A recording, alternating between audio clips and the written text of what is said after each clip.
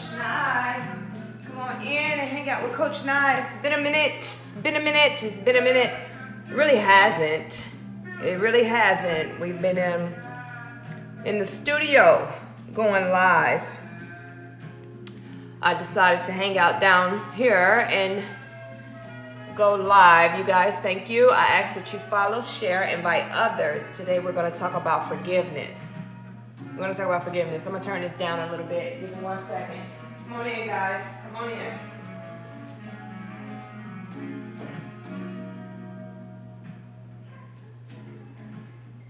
You know, I'm learning. I'm getting better at being tone deaf. Come on in. Come on in.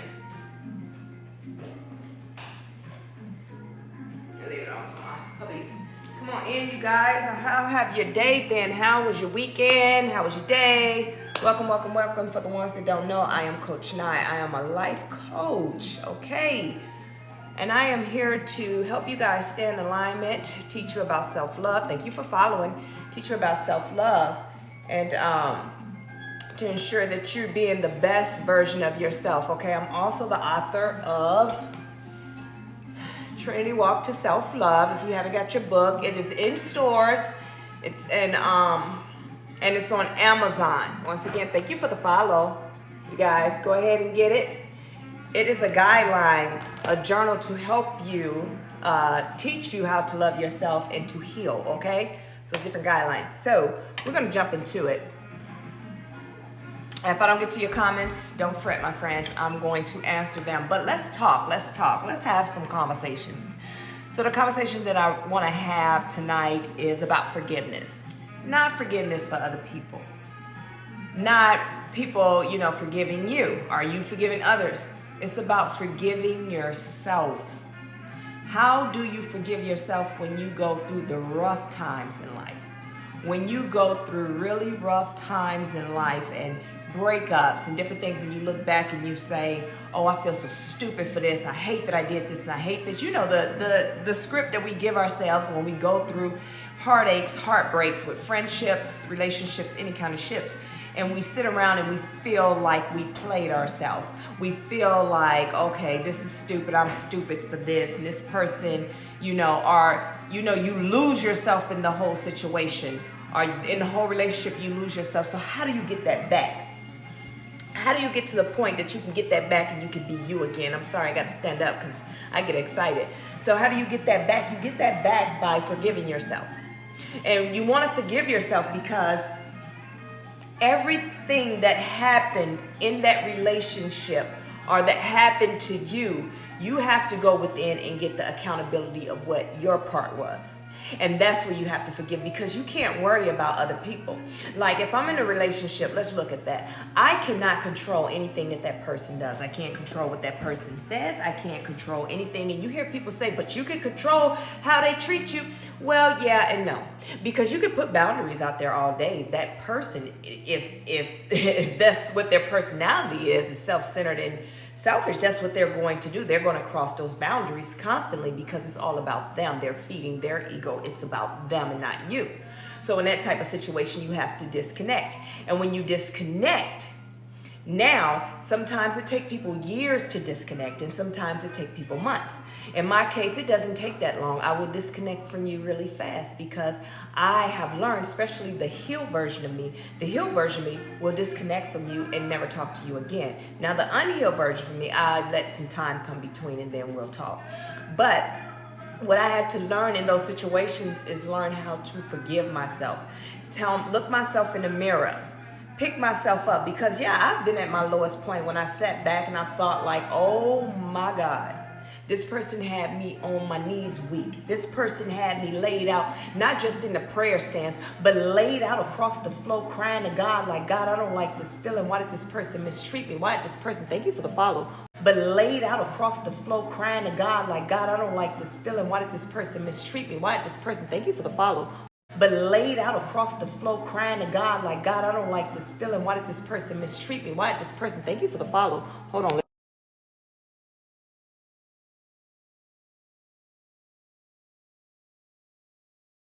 I'm sorry, guys. I had to put on Do Not Disturb. But I had to go to God, and I'm like, God, help me. I don't know how to do this. I'm not eating. I'm depressed. I don't want to go to work. I'm calling off work. I'm tired. I'm sick. And all I keep doing is crying and I'm mistreating people that ain't got nothing to do with what just happened to me. That person mistreated me, and I'm taking my anger out on that person. See, those are the things that happen. And the reason those things happen is because we don't know how to forgive ourselves. Well, how do I forgive myself? Because I didn't do anything wrong. That person did this to me. Well, at the end of the day, yeah, you did. You did do something wrong. And this is why you're beating yourself up. You're beating yourself up because you're asking, how could I let this happen to me? How did I, let this person come into my life and ruin my life? How, why? Those, the questions that we give ourselves. And that's the accountability that you have to take within. And you have to say, what did you do in this situation? Because in this situation, if you don't ask yourself those questions, if you don't heal from that, you're going to meet the same energy in a different person, and you're going to be back in that cycle again. So we're going to kick it to the curb. We're going to defeat it right now. We're going to have this hard conversation with ourselves, and we're going to forgive ourselves. What we're going to say is, I'm going to say, Coach Nye, I am so sorry. I am so sorry for staying that long. Coach Nye, I am so sorry for putting us through that. I am so sorry for selling myself that short that I made somebody feel that they were that much bigger than me. I am so sorry that I thought less of myself and allowed somebody to mistreat me. A person that has less than me, a person that can't even stand at the same space as me, a person that can't even pump the same type of gas that I can pump. Listen, the same person that can't even shop the same places I shop. And even if it's on clearance, they can't afford to get on the clearance shop that I shop on. Thank you. Hey, twin. So those are the type of things that you have to say to yourself, like, no more. I'm not doing that. I'm not doing it. And then you forgive yourself, and then you move on. And then you move on. And how you move on is by constantly picking yourself back up, because guess what? The next day you're going to feel the same, and the next day you're going to feel the same. But it's in those moments that you start feeling the same that you're going to tell yourself, that's not my energy. You got to remember all this negative energy, and it's not negative energy, because we said we're doing away with the negative and the positive energy. What we're going to do is start using desirable and undesirable. So those undesirable feelings that come towards you, that keep coming up, you're going to say, that's not my energy, because only the enemy will bring the undesirable energy and drop it on your lap, and then have you mixed up and confused about everything, trying to figure out what is going on. And then you pick that energy back up, and you're back in a depression cycle. So to break that cycle, you have to acknowledge it. You have to transmute. And how do you transmute? You acknowledge, that's not my energy. Send it on. Send it on. You take the negative and you turn it positive by defeating it. And you say, okay, when that happens, of that thought of that person come in your head and it make you feel a type of way, it bring back old feelings, triggers. And then you find yourself feeling a type of way on the inside. This is when you say, nah, that's not my energy. I don't feel that way anymore. I don't care what that person do. You have to get to the point of not caring what that person do or what that person say. In situations when you are leaving a situation, or if that person left you or you leave that person, you cannot sit and dwell and think about what that person think, what they're doing, how they're doing. None of that. We're not doing that. Who cares? Y'all not even an item anymore. Why does it matter? Why is that person holding up space in your head? And that person is still holding up space in your head is because you haven't healed from it. And you have to go within and you have to forgive yourself. I think that's the hardest part about forgiving. Forgiving is so hard because as a life coach, I talk a lot about forgiving. And the reason, thank you for the follow. And the reason why, thank you so much for the follow. And the reason why we talk so much about forgiving is because people don't understand what the issue and the problem is, right? They feel they're so stuck on somebody owed them something. They're so stuck on, thank you for the, sharing the live. Oh, sorry. They're so stuck on how they got mistreated. They're so stuck on how people did them. Oh, they did me this way. Oh, they did me that way. And poor, pitiful me. But they never go within and say, you know what? I was the problem. I was the problem. Because a person can only get me low if I allow them to get me low. And sometimes it's not even the person. Let's talk about this. Sometimes you have women and men that will get married, right? And they will stay with that person for a very long time. They will stay with that person for a very, very, very, very long time. Thank you so much for the likes. And it's not even about the love. It's not even about any of that. They stay with them because of how they were taught. They were taught, some people were taught that once you married, you stay married. You know, or they were taught that you need money. That person is a good provider. I know that's something, me and my dad was best friends, regardless. Let's put that out there. Let's be very clear about that. That was my best friend. But he had this old way of thinking, because his whole thing was, I'm his baby girl. So me being his baby girl, he want to make sure that I'm always taken care of, right? So even if, you know, I wasn't happy in that, his whole thing for me was, you know, well, he ain't hitting you, he ain't doing this, he ain't doing that, he's a good provider, you know, just stick it out. And that was his way, because he knew that I will always be taken care of. Now, I'm his baby girl, so if he's not taking care of me, he needs to make sure that someone else is going to protect me as well, you know, while he's not there. But that was an old way of thinking. And he's not the only one that ever said that. I had aunts and things like that, and family members that would say, oh, well, he ain't hitting you, he ain't doing this, stay with him. Well, the devil is a lie, because here's the thing. Listen to me very carefully. You know that song that says, everything attached to me when? I understood where she was going with that. I understood. But see, that's where I realized that I'm not letting anybody attach to me anymore and get any of my blessings or my abundance. See, it's everything I attach to is going to win, because those are the right people that's going to be in my life. Because now, from a heal point of view, now I can see, you know, I have the discernment, and I can see what's good for me. I understand now that, hey, I self-sabotage. I understand that I did not have boundaries. I had triggers. I had all these different things. Thank you for the like.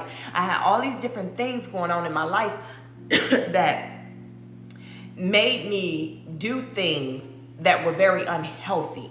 Being in relationships that wasn't healthy. So now I understand that. So now I don't let anything attach to me. So me staying in a marriage or a relationship or a friendship or any kind of ship, even if it's a job, standing in somewhere that I'm not happy, that means I'm allowing those things to attach to me. And when you let things attach to you, what happens is it changes your way of thinking. It changes your way of living. It changes the way you speak. It gives you the whole, you know, when you're tired all the time. It brings depression. It brings anxiety. It brings all these different things. And you see how now all those different things attach to you? So let's look at it as the enemy. So now you're staying at a job that you don't want to be at. Now the enemy is attached to you. He's attached to anxiety to you, the depression to you. All these things are now attached to you. But when you take control of your life, you start attaching to things. And how dare you attach yourself to anxiety? Does that make sense? That don't make sense at all. That doesn't sound smart at all. How dare you attach yourself to depression? No.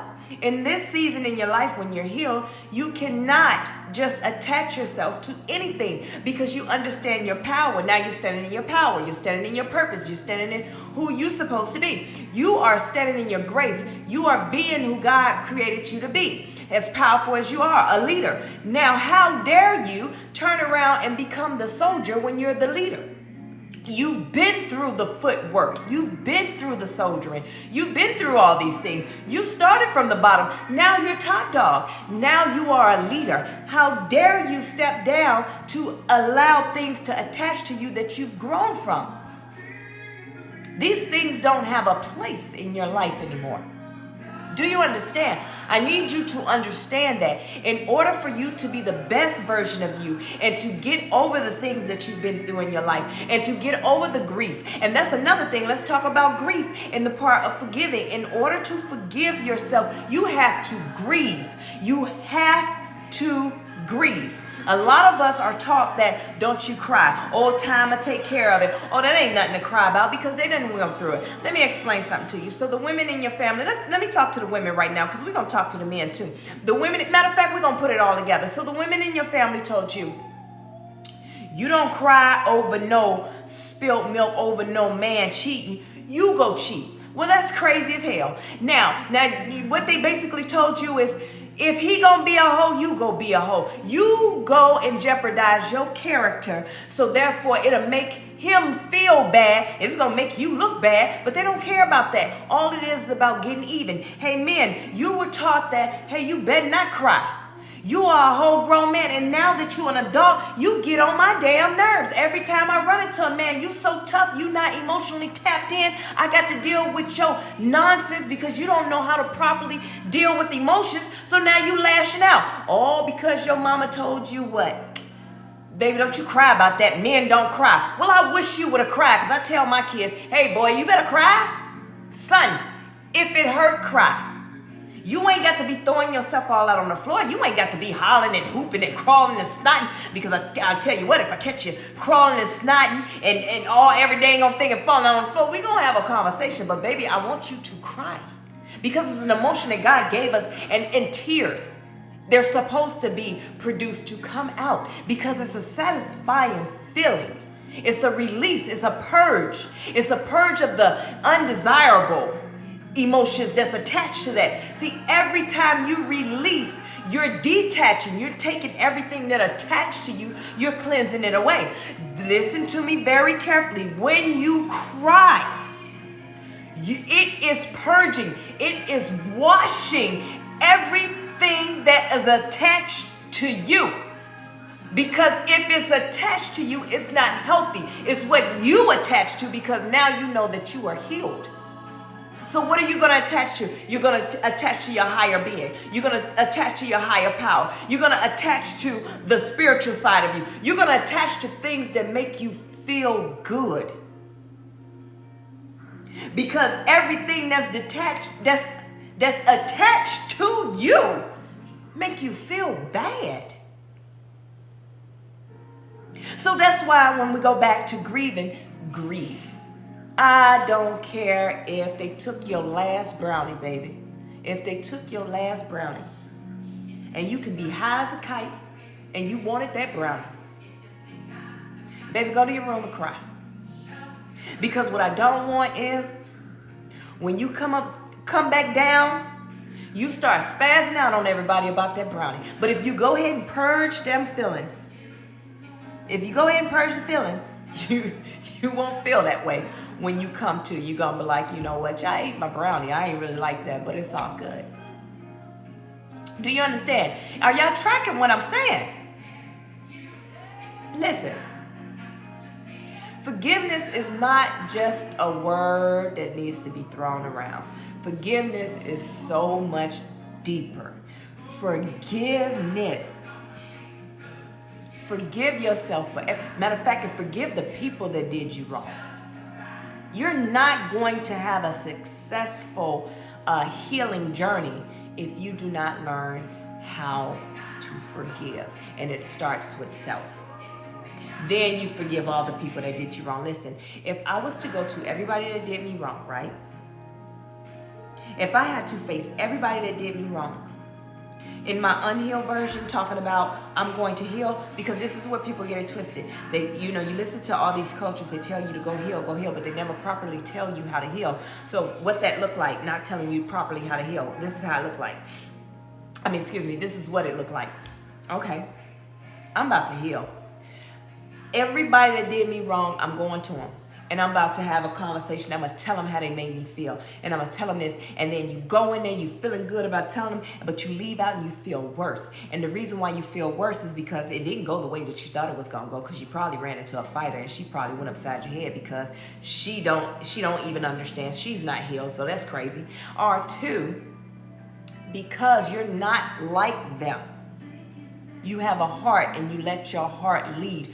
You're going to feel guilty and you're going to feel a type of way because of the fact that you said some hurtful things to them. Even though they hurt you, it's not going to make you feel good inside to say some hurtful things to them. So that's what I'm saying. So in order to properly do this, and when you're healing, the proper way to do it is to go within and understand that you probably will never get a I'm sorry.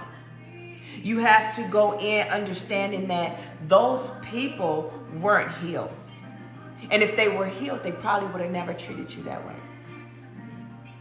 You have to go in knowing that what I'm about to get out of this healing is just for me. It's not for anybody else. You got to go into that healing understanding that People are going to come for you even more because now it's you acting different. You think you better than, you think you this. And then the enemy is coming like, yo, hold on. Because let me tell you how the enemy works. The enemy coming, he's coming. For sure, he coming. Listen, let me tell you something. The enemy do not like me. Do not like me. Because this whole thing is, there she go again. This Coach Nah chick. She done got somebody else to call themselves going into healing. And when you decide to go into healing in the midnight hour, see, things change. But right before the midnight hour at 11:59, 11:58, all these different things start to happen. The enemy show up like, listen, that person that you're trying to heal from all of a sudden show up at your door right in the nick of time. Thinking to himself, I'm saved by the bell. Come straight through. Flowers, candies, whatever it is that you want, and in intimacy in different ways. Doing the intimacy to the way that you like. I'm trying to make sure I don't use certain keywords. I don't want to get restricted, but doing it the way you like. You like to get tossed and flung. Hey, he comes straight in, kicking the door in, ready. Thought Felicia, she shows up. Guess what? She makes you happy on the inside and down there. You know, these are the type of things that happen. This is what the enemy do at 11:58, 11:59 to keep you from that midnight hour. Have y'all noticed? Right when you say, tomorrow I'ma do better. As soon as you wake up in the morning, most people, when they wake up at night, in the morning, when they wake up in the morning, they got to process. They think and they have to process, okay, what just happened? What's going on? You know, what I got to go for the day. They have to process. But see, when you're healing, because the last thing you said was in the morning. So now the morning has come. Guess what the enemy has did? Shuffled and hurried up. As soon as you open your eyes, matter of fact, before you open your eyes, he left you off with the dream, right? You open your eyes like, what just happened? And now you mad all over again. You mad as hell. And when you get mad, you get up out the bed and you forgot all about, I said tomorrow. And now you got to wait for another tomorrow and another tomorrow. So listen, that's why the enemy don't like me. And that's why he's going to fight you so hard. So what I need you to do is when you go into that healing phase, when you go into that and you want, and no. When you go into that knowing that you're coming out on the other side a better person, that's where the challenge is. See, we're in a season where vibrations got to be lifted high. Because the next level, you know, you hear the newer generation keep talking about this new earth, this new timeline, these new different things. These new different things, right? And all of it is true. See, this is the timeline that the last are about to be first. And see, you're going to miss your mark because you're over here self-doubting yourself. You're choosing not to heal. See, this is the last call. We're in the season of the last call. Like we're at curtain call right now. We're in the last season of that. So if God's been giving you a vision, if he's been giving you anything, and you know what? I believe that this is, you know, I'm supposed to be talking about this. I had a whole something else to talk about, so I'm going to go ahead and put this out. This is the last call for you to shift and get on the timeline that you need to be on. He gave you the vision. He gave you everything that you needed. He gave you what you need, all the tools that you need, so therefore you can be successful in this next season and be that multimillionaire, be that billionaire, be that one that bring the generational wealth, be the one that break the generational curses. He's going to use you. You're going to be that one time go viral. You're going to be that one time all of a sudden you decided to get up and listen to when God said, put clothes on, do your makeup, get your hair done, grab that wig, throw that wig on top, and go outside. I need you to go to the store and buy some milk. Well, God already got milk. I told you to go to the store and buy some milk because the person that you're about to run into is a model agent. Is an agent, because now all of a sudden you look like somebody that needs to play in this movie that's going to be the box office, that's going to be at the top of everything, that's going to make billions and billions, and you just need that one time, and this is the season for that. But you have to go into that healing. Forgive yourself, forgive your past. Listen, my past is shaky. You think I'm going to let my past, let me tell you something. You think I'm going to let my past, something that happened to me in my past, dictate what my future is going to be. Listen, I have done so many things. I had to get to the point that I had to forgive myself because of the guilt of why this and why that, or if I get famous, what if this person say this and what if this person, well, guess what? Everybody that was famous had that one person that's going to try and shut them down. That's not your worry. Your worry is to make bank. That's it. Get your money and go about your business and let them hate from afar. See, we're in a different era. Have y'all noticed? No one even cares about, like, I think I'm the only one that still have cable. I think I'm still crazy enough to still pay cable bill and cell phone bill. I think I'm still stuck in that. I'm not sure because everybody else, I talk to them and they just like, no, we got an app. We got this app. We got that app. They got these different things. And they get it done. I'm still the type that want to go to the movies and go watch the movies when everybody else is like, no, we got this website. Well, okay, yeah, I understand you got the website, but I like the feel of the movie. See, I'm still trying to get with the whole new thing to myself. I am. I still am. But at the end of the day, I am who I am. I'm stepping into my purpose. I'm doing what I'm supposed to be doing. Yes, a lot of people may not like it, but who cares? That's where you have to be. So whatever it is that you're supposed to be doing, start getting it done, okay? Start getting it done. It is so important for you to do what you are called to do. Let me take this down. Sorry, guys. I'm using my countertop to, hold on, give me a second. Okay. Yeah, so, hey, me and Romeo ain't never been friends. How much I really love you. So yes, so forgive yourself. Yes, you have to. How was your day? Let me see what's going on. Make sure I didn't miss any comments or anything. Thank y'all so for joining. Thank you for the likes. Thank you for the shares. Casanova. Y'all remember that? I don't know if y'all remember that. Thank you so much, Cammy777, for the likes. Yes, Tasha. So listen, in this season, thank you for the follow, aspire to inspire. Thank you so much. But listen, I think that's one of the biggest things too is when it comes to healing, not so much just, I'm sorry, y'all, not so much just trying to heal, right? It's finding that new you. What does that even look like? Who does she or he even look like? I'm sorry, y'all. I'm trying to get situated. I be trying to be prepared. But who is he or she? That's the thing. And that was the biggest thing for me. So when I got out of the military, right? Well, first off, before I went to the military, I knew who I was. I knew who I was. Who I was, thank you. I was a tomboy, I lived in the hood chick. I mean, I jumped off the porch. I'm just me, right? And I did a lot of things or whatever, but that's what I knew. Then I joined the military, and then I became a soldier. I became what they wanted me to be. I became who they trained me to be. Let's put it that way. They trained me to be this soldier. And I did very well in the military. I fast tracked. I did very well because I enjoyed it. It was kind of like, oh, this is to the umpteenth power of me growing up in the hood. You get to be, and then I went to war. I went to Iraq twice. I did my thing.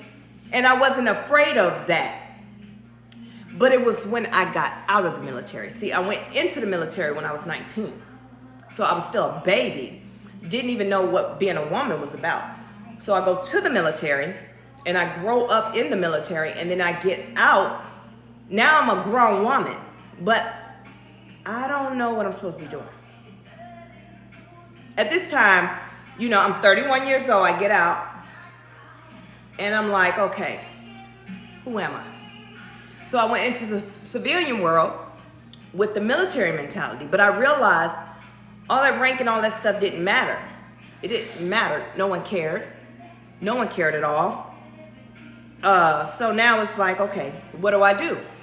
And one thing that I found about, working, on a military base and being a civilian and getting out, they love to challenge. Listen, the worst thing that you can ever find is a private such and such, specialist such and such, that get out the Army, and then they can't wait to run into a high-ranking person that get out the military so they can talk any kind of way to them and these different things because they know they can't get in any type of trouble. So, I had to deal with that type stuff, trying to rebalance myself, but they didn't know that I was honestly unhinged. Let me tell you something. I was unhinged because I'm afraid now. So now I'm in fight mode. And that's why I always tell people, you never know what a person going through, so make sure you be mindful of how you approach that person and what you say to that person, right? So at this point, I'm unhinged because I'm afraid. And me being afraid caused me to fight. Because that's one thing I know how to do. I know how to do real good. I know how to fight, right? And so when people would challenge me because I don't know who I am, this whole new civilian, I don't know that. And they call me by my first name now. And it's like, you call me by my first name, who is that? I've been called by my last name all these years. And before that, I was called by my nickname, but now you call me by my first name. I don't even know who she is, right? That's where the disconnect, and that's why I had to grow. And so for years, I had to learn, who am I? And just when I thought I figured it out, I hit another wall. Now I find myself people pleasing. And then when you start people pleasing, what happens is, you conform to somebody else. You become like a chameleon when you're trying to learn yourself. So now from my 30s all the way, I'm 43 now, but all the way until close to my 40s, I was getting to the point of I know who I am and I'm being okay with who I am. But what happened is COVID happened. Now in the time before COVID, I was still people pleasing. I was at work and I'm doing well with my job and people would come around. So what I would stop doing is trying to, do whatever to make peace, to have a good coworker, being people pleasers with the people where I stopped doing that. No, you don't talk to me. I don't care if you don't talk to me. I'm here to do a job. I stopped trying to make friends at work. I started understanding what friends meant at work. There is no friend at work. You have that good coworker that you have a good time with, that y'all can laugh and joke. But trust me, that coworker got another coworker that she's talking about you about. Trust me. Done seen it happen. So I learned that there is no friends in the workplace. Leave you be. What we are is co-workers. Now we can discuss things that happen in the workplace, but what happened in my home, I'm not going to tell you. I had to learn those things. I had to learn how to categorize people. That, hey, you're my friend at work. We have a good time at lunch. That's where you will stay. I will only meet you when it's time to go to lunch. When it's time to go to lunch, you're going to be my first pick. We're going to run out the door together. Matter of fact, I may drive. Now, when it's people that you like to go shopping with, guess what? I'm going to call that person, and me and that person, we're going to go shopping. But we're going to do nothing else. I don't care if my kids call and say, hey, Mom, I need you to rush home, and that person is driving. I'm going to say, hey, I need to get back to my car. I know, because she don't need to know my business. And if she don't like that, hey, I'll call an Uber, I'll get home. But you're not going to come to my home. You're not going to have anything, because what I learned about people is, They will create a narrative. You can tell them the exact story of what happened. You can tell them, hey, this happened and that happened, and you telling them the truth. Matter of fact, they could be sitting right next to you while it happened, and they see the truth. But when they tell that story, they're going to create a whole nother narrative, because somehow they have to include themselves in it, or they have to detach themselves from it, or they have to do whatever it is. But however, they done created a whole new narrative of what done happened. But then they'll tell you that they're your friend. Hello, Tam. So I had to learn those things. Now COVID happened and I'm by myself. I'm isolated. See, I'm thinking I'm just like everybody else. But see, my isolation was different. My isolation was not like everybody else. Everybody else was isolated. They were isolating. They were trying not to get sick. They were like, no. You know, I didn't have social media. I didn't have any of those things and didn't care to have it. My isolation was a spiritual lockdown. And that's what that whole COVID thing was anyway. It was a spiritual lockdown, but that's neither here nor there. Take it how you want, but we'll talk about it later if you guys really want to understand it. And I took it for what it was, and I went inward, and I got into my studies. I got focused. I started listening more with my spiritual ears. I start seeing things with my spiritual eyes. See, I wasn't freaking out and trying to hurry up and get back outside. I wasn't freaking out trying to be around people. I didn't care, because it's like it didn't even happen. It was like I had been cloaked. It was, everything was shut down for me. Nothing was important to me. Right? So I knew that me and my children was safe. I knew these things. I knew we were covered because I went inward, and I understand. It's like the veil was lifted. Like, hey, this is what needs to happen now. So I took my steps and I did the steps that I needed to do. Now follow me now, because this is still part of the healing. See, my healing has started years ago, but it's different stages of healing. Healing never stops. You're going to constantly go through a spiritual awakening. People say, oh, I went through my spiritual awakening, and that's it. No. It's many more to come. Many more to come. So then I went through that, and he taught me some things, and then he let me out. And it was like, okay, now we got this. Now he was preparing me. Even though, you know, a lot of people lost a lot of people. They did. But he called me into prayer, and I was to intercede for people. I can't say Lazarus rise, you know, that wasn't my job. My job was to pray, because it was sad times. It was very sad times. And also prepare me for my father. Now, my father, he passed away in 2021. The thing with that is, God had already shown me what was to come. So in the time of that spiritual lockdown, I was being prepared for that. See, I'm the daddy's girl. That's my best friend. I'm the only girl. So it's no way that he would have been able, if I had not went inward, that I'd have been able to get through the process. Do you understand? So I get through the process by him preparing me. So he prepared me and he got me through the process. And it was like, okay, great. So now it comes, my father passed, and I'm able to walk through it. Grateful, thankful. Grateful, thankful, thank you. And I'm able to walk through it. And I walked through it. I walked through it as tough as I could. I walked through it with all the might that I could. I really stood in my power when I walked through it, and I got weak and I broke down. My legs got shaky. I slid down on the floor, I got myself back up. I crawled around and I was searching because I was by myself, and I had to grab myself and say, God, you prepared me for this. So I had to get off the floor. Hey. And when I got off the floor, I said, And there's no reason for me to be down there because this is life and this has to happen. These are the things that I was telling myself, but I did not grieve. So now we're going through the healing process. We bury him. I do not grieve. I do not go through these things. I say, fine, whatever the case may be. You know, he's gone. His birthday come. I don't acknowledge anything that has to do with memories of me and him. I traded my car and got me a whole new car because I'm in pain, but I don't know I'm in pain because I still need to heal from this. And I don't know how to heal from this because I don't have any family here. I don't know what to do. So I got my sons. My sons are saying like, Mom, you okay? My oldest son missing school because he's so worried about me. And I got to get him back in school. He said, Mom, I'm going to get you a puppy. You need a puppy. And I'm going to get a puppy. Okay, son, I can get a puppy because I can't have you stressing out over me. And we get the puppy. I'm sorry, something on my lip. And we get the puppy. And that still didn't bring me peace. That still didn't bring me joy. Because my thing is now this puppy getting on my nerves. So now I got the puppy like this. I need you to come get this puppy because I'm not really feeling him right now. Because this puppy is hard work. I don't want nothing to do with him. I'm going to need you to come get him, son. My son come get the puppy. So now it's his puppy.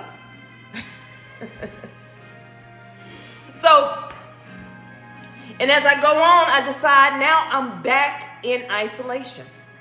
It's 2022. I'm back in isolation. But one thing that's happened, I'm back in the gym. I'm a personal trainer. I'm supposed to be in the gym. How do I get clients? What is going on with my lip? How do I get clients? By allowing them to see me. I'm the product. So I got to make sure I stay in the gym. I'm in the gym and I'm focused. I'm focused on what it is I'm supposed to be doing. I'm getting in there. I'm getting my clients. I'm doing my different thing. I have totally just put the passing of my father behind me. This is what I'm thinking. But that's not what's really going on. So now my dad is, in my mind, is behind me because I done traded the car in. I done let it be and it's done. I won't talk about him. I won't do anything. I'm not having no dreams about him. I'm not doing any of these things, but I'm hurting. But I don't know that I'm hurting because I'm not healed. I'm not healed at all. 22 come back around. I go through a marriage. I decide to remarry the kid's father. Okay, 11 months later, let's fast forward real quick. 11 months later, I divorce him again because here's the thing. One thing I've always kept close to me is you never backtrack.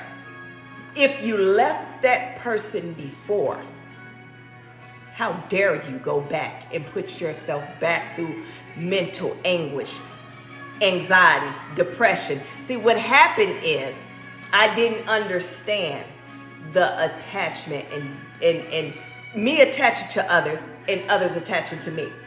Because as I told you, as I healed, I learned that I don't want anything attaching to me. I'm going to attach to the things that I want in my life. Because now that I'm healed, I only want the things that make me happy. Now that I'm healed, I only want the things that's going to help bless and elevate me. So now that song, as we talked about, everything attached to me when, no. I understand where she was going with that. I get it. I totally get it. Love the song. But no. You can't attach to me because yes, everything that attached to me, when I get blessed, they get blessed. They energy vampires. My energy is high. Their energy become high. They suck me dry. Yes. They suck me dry, take my energy, they run over me, they do whatever it is to make themselves happy. While I'm over here still struggling, trying to get happy, trying to find my joy. So no, you can't attach to me. So no, not everything that attached to me wins. Everything that I attach to will win. Because I'm choosing healthier people and things and places to be in my life. I'm not just choosing it just to say I have it. I'm not just choosing it just to say I did that. No, I'm not going to go get married to check the box. Thank you for the follow. I'm not doing that anymore. I'm too good for that. I ain't checking no boxes. I don't have to. What do I got to check a box for? I am the box. Good evening. I am the box. Why do I want to go sit at somebody else's table? I am the table. And that's how you have to look at yourself. You may not have all the income. I may not have all the income. But to me, when I look at it, when it's people coming up to me, I am the table. I see the table of 12.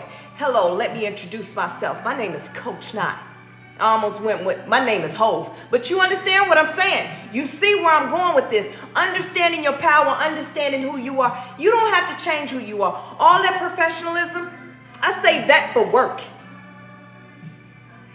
When I come on here, I'm going to keep it a buck. And I'm going to be very transparent, because how can I teach you to grow? How can I teach you to understand that you are what grace look like? Grand Rising, baby. Hey, Caddy. How can I teach you that grace looks like you and I? Peace looks like you and I. Happiness looks like you and I. Joy. All those different things look like you and I. That woman of God, that Proverbs 31 woman, looks like you and I. It's not a certain look. It's not a certain way you talk. It's you standing in alignment and doing what God told you to do. So whatever your job is, that's what you're supposed to be doing. Everything else is going to follow. And if somebody wants to disrespect you, as I always say, you're going to respect me by choice or force. And if I got to force it about you, it's a problem for you, not me. It does not mean that I'm going to put my hands on you or attack you. No, that's not what it means at all. What it means is I'm going to detach. You're no longer a part. You no longer have access to me, because I understand I am the prize. Do you understand? Access to you is more than a dollar value. You hold something. It's the light in you that holds something. So if someone wants to be your friend, it's up to you. Because that same person that want to be your friend, guess what they're going to do? They're going to test you. So let me tell you how the enemy works. And I'm going to put this out here. Everyone that's wanting to be married or in a relationship or whatever, before the person that God brings to your life, you're going to get all the counterfeits. You're going to get all the counterfeits. And they're all going to be the same energy in different people. Because what the enemy is trying to do is wear you down to the point that you get tired of dating, that you miss your spouse. Friendship. Before the friend that's supposed to help you get to the next level or be there for you, because the enemy knows. See, he always knows the end goal. He just don't know when it's going to happen and how you're going to get there. And that's why they say you have to stay quiet. I don't know what's going on. My lip. You have to stay quiet, because you give him the access that he needs to get to you. Do you understand? So if you stay quiet about your next step, it's hard for him. He knows it's going to happen. And that's why you have to just let it happen. Because once you let it happen, he can't stop it. But what he's going to do is show up in a frenzy. He's going to show up in a frenzy. He's going to show up in a real frenzy. Let me tell you something.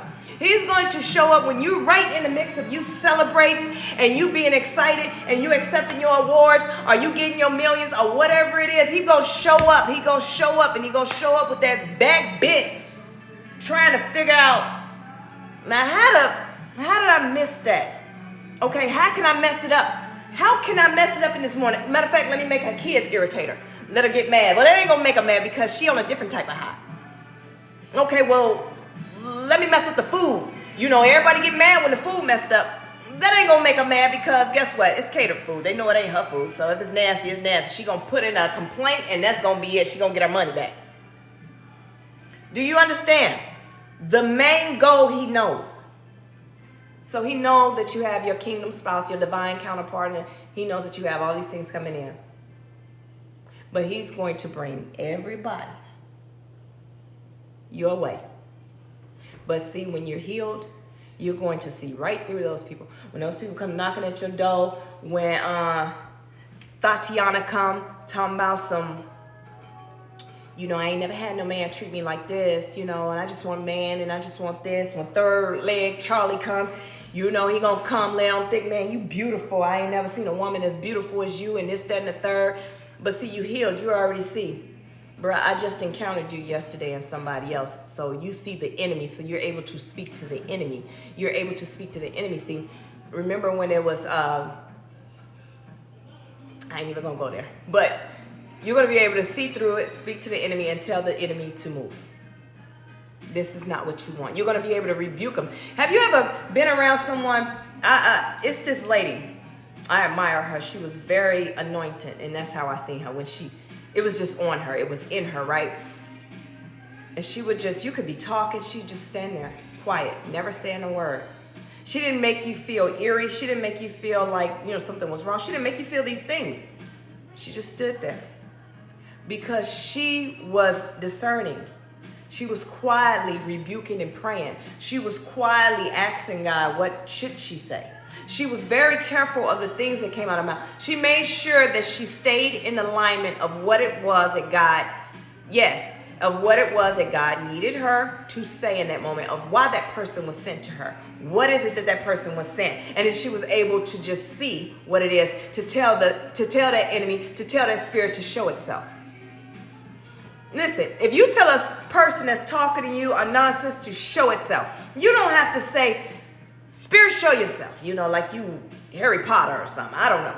You don't have to do that. What you do is you can say it within, show yourself, and believe me, within that conversation, he's going to show itself. Now, the point is you going to believe it. When a person show you who they are you going to believe it? Now, I'm going to tell you this. God showed me a lot of things. The enemy showed himself plenty of times to me, but from the unhealed version of me, see, I always show unconditional love from an unhealed place. So from the unhealed place of unconditional love, it didn't matter. You showed me who you were, but you know what? I can take that. You already showed me you wasn't no good and you wasn't about a dang on thing for me, and you're not going to help me get anywhere, and you're not going to do anything for me. You've already told me that without even talking. You showed me everything about you says, hey, I need a place to stay. Everything about you. Your clothes, you got everything is fancy. You got on the name brand this, name brand that. You got the belt, your shoes clean. Every time I see you, I don't see you driving. I just see you in places. So if I pull up, then you there. So you ain't never got to show nobody you got a car, but it's already telling me you don't have a car. The clothes you have on is already telling me you don't have $100 in your pocket. The car that you driving, it's old fancy kind. You all doing this, that, and the other, walking around in one walk. You walking around with all this money, doing all these different things, and I know right now that you can't even fill up your tank, and that this money, it's gone because you out here at the strip club. Now let me not even go there. Yes, let me not even go there. But y'all get the gist of what I'm saying, right? So, from an unhealed place, I would still accept those type of people into my life because I felt like, hey, I'm still down here with y'all. I came from the hood. I'm a hood chick. I done grew up, but still, I'm still a hood chick. Yeah, I'm all professional. Yeah, but yeah, I'm still a hood chick. Yeah, I served in the military, went overseas and different things like that, served in the war. But I'm still a hood chick. Well, guess what? Wrong, because I was unhealed. No, I'm far from that. I'm more than that. I didn't realize how successful I was, because I was still looking at myself as I'm a hood chick. No. Everybody didn't deserve access to me. See, I worked hard, but I wouldn't give myself credit for that. I worked hard to not ever have to go back to my hometown. I worked hard to make sure my kids did not have to grow up in that type of environment. I worked very hard to keep me from having to live below standard of what I grew up from. I worked really hard, and I didn't even give myself credit for that. I didn't give myself credit for that. You know why I didn't give myself credit for that? Because I didn't know who I was. I really didn't. I didn't know who I was. I didn't know how successful I was. I didn't even know what was going on. I didn't even care. I was just living life, thinking that this is just all it was. I did not know it was more. But when I started healing and realizing, wait a minute, it's more. And why was I talking to Buddy? What? If I sneezed, he wouldn't even say bless you. Why was I talking? And why was I her friend? Because I was allowing people to attach to me. You can't attach to me. And unhealed me, everything was attached to me. And if you let one person attach to you, let me tell you something. When you let one person attach to you, let me tell you, all of their entities that's attached to them, all their little imps that's attached to them. Thank you, Louisiana country boy. Listen, that's attached to them, is now going to attach to me. I need you to hear me clearly. When I say they attach to me. Now, when you sleep with this person, I sleep with that person, or whatever the case may be. Now, all of their issues are attached to me. I'm walking around here like Bag Lady with all the enemies attached to me. I got all the enemies attached to me. I got everything attached to me. I'm walking around here. I look good on the outside, but on the inside, I'm horrible. On the inside, I feel a type of way because I got all these bags.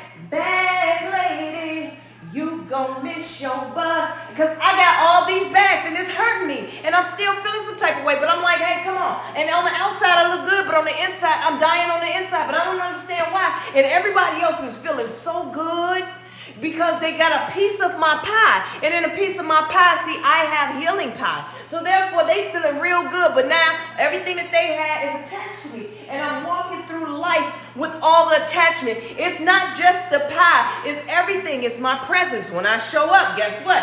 When I show up, I bring joy. So when I bring joy, guess what? I change the mood on everything. So now they attached to me. So everybody keep attaching to me, but everybody walking around feeling real good about themselves, but I'm feeling real horrible about myself. And my back hurt. I'm at the doctor like, hey, I need some medication. I need some mental health. I need all these different things. I'm feeling the type of way. Why I can't find love? Why am I not happy? Where's my joy? Where is all these things that I need? Where's it at? Where's the things that I'm supposed to have? God, you said that I will be blessed. You said that I am created in your image. You said that I am loved. You said that I am so blessed that I'm one of your strong warriors. Then why I feel like this? Well, here's the reason. Because I allow everything to attach to me. And guess what? That song, as we say, as we talked about the song, everything attached to me wins. And the more I keep saying that song, because I like that song, I keep saying that song, the more and more I find more flaws in that song. Because it says everything attached to me wins. Yes, everything attached to me win, but I do not win. Now, everything that attached to me is all the negative, the trash, the mess. Everything is sucking the life out of me because it's attached to me. I'm unhealed and it keeps attaching to me. Thank you. It keeps attaching to me. Why does it keep attached to me? Why is this? Why do I keep, and why do these type of energies keep finding me, attracting to me? And it said everything attached to you win. And yes, it's winning, but I'm not winning. But I had to learn. Once I learned to heal. Thank you for the light. Once I started healing, I realized, wait a minute, I got this all wrong. The more I heal, I find more flaws in that song. Nothing should be attaching itself to me. Nothing. Okay, let's look at it like this. God chose you. When they say chosen, God chose you. Chosen. He chose you. So if he chose you, that means he attached. He chose you. He chose you. So here it is. If I'm a child of God and I'm the blessed, I am the gift. I am the prize, right? If I'm all those things, I should be attached to the things that I want in my life. That I want to be a part of my life. Listen, God will send people your way. And I dislike that word when they say, oh, that was my assignment. He's my assignment. She's my assignment. Shut up. It's not your assignment. Stop putting labels like that. That makes it feel worse. So here it is. I'm a person that need help. And I come to you and you talking about I'm your assignment. Do not talk to me. I don't want your help. Because now I look at you. I feel you look at me like it's a charity case. Like you're going to get some kind of prize for doing your job in the kingdom, for helping me and doing what you're supposed to be doing. I don't want you helping me. I'm not your assignment. I'm no one's assignment, you know? So what I'm saying is, people are going to cross paths with you. God is going to bring people into your life because your testimony is not your own. And as I taught before, when you give your testimony, he may bring me into your life and it's things that's going on in my life and I just happen to cross paths with you because God made it that way. And I'm talking to you about something. You're going to give me a gem. You're going to give me a gem. You're going to give me what I need to get me to the next level. And I need that. So I'm not your assignment. I'm the purpose for your testimony. Really think about that. I'm not your assignment. I'm the purpose of your testimony. I'm the purpose of why you had to go through what you had to go through just to meet me.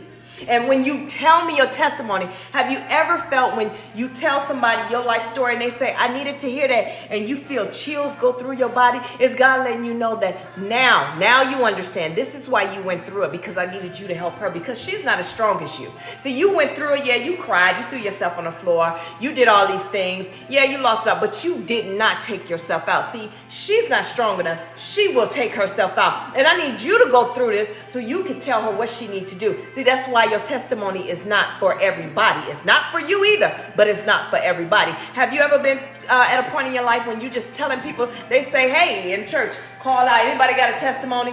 And you tell your testimony and it is so amazing to you. And when you tell it in church, after it's all done, they give you the standard, oh yeah, we supposed to clap for you, okay? And they supposed to say these key words, hallelujah, amen, yes you did. Won't he do it? But they really don't mean it. They just going through the process. And then you walk off that stage feeling like, you know, you done did it. You done told your testimony. Guess what?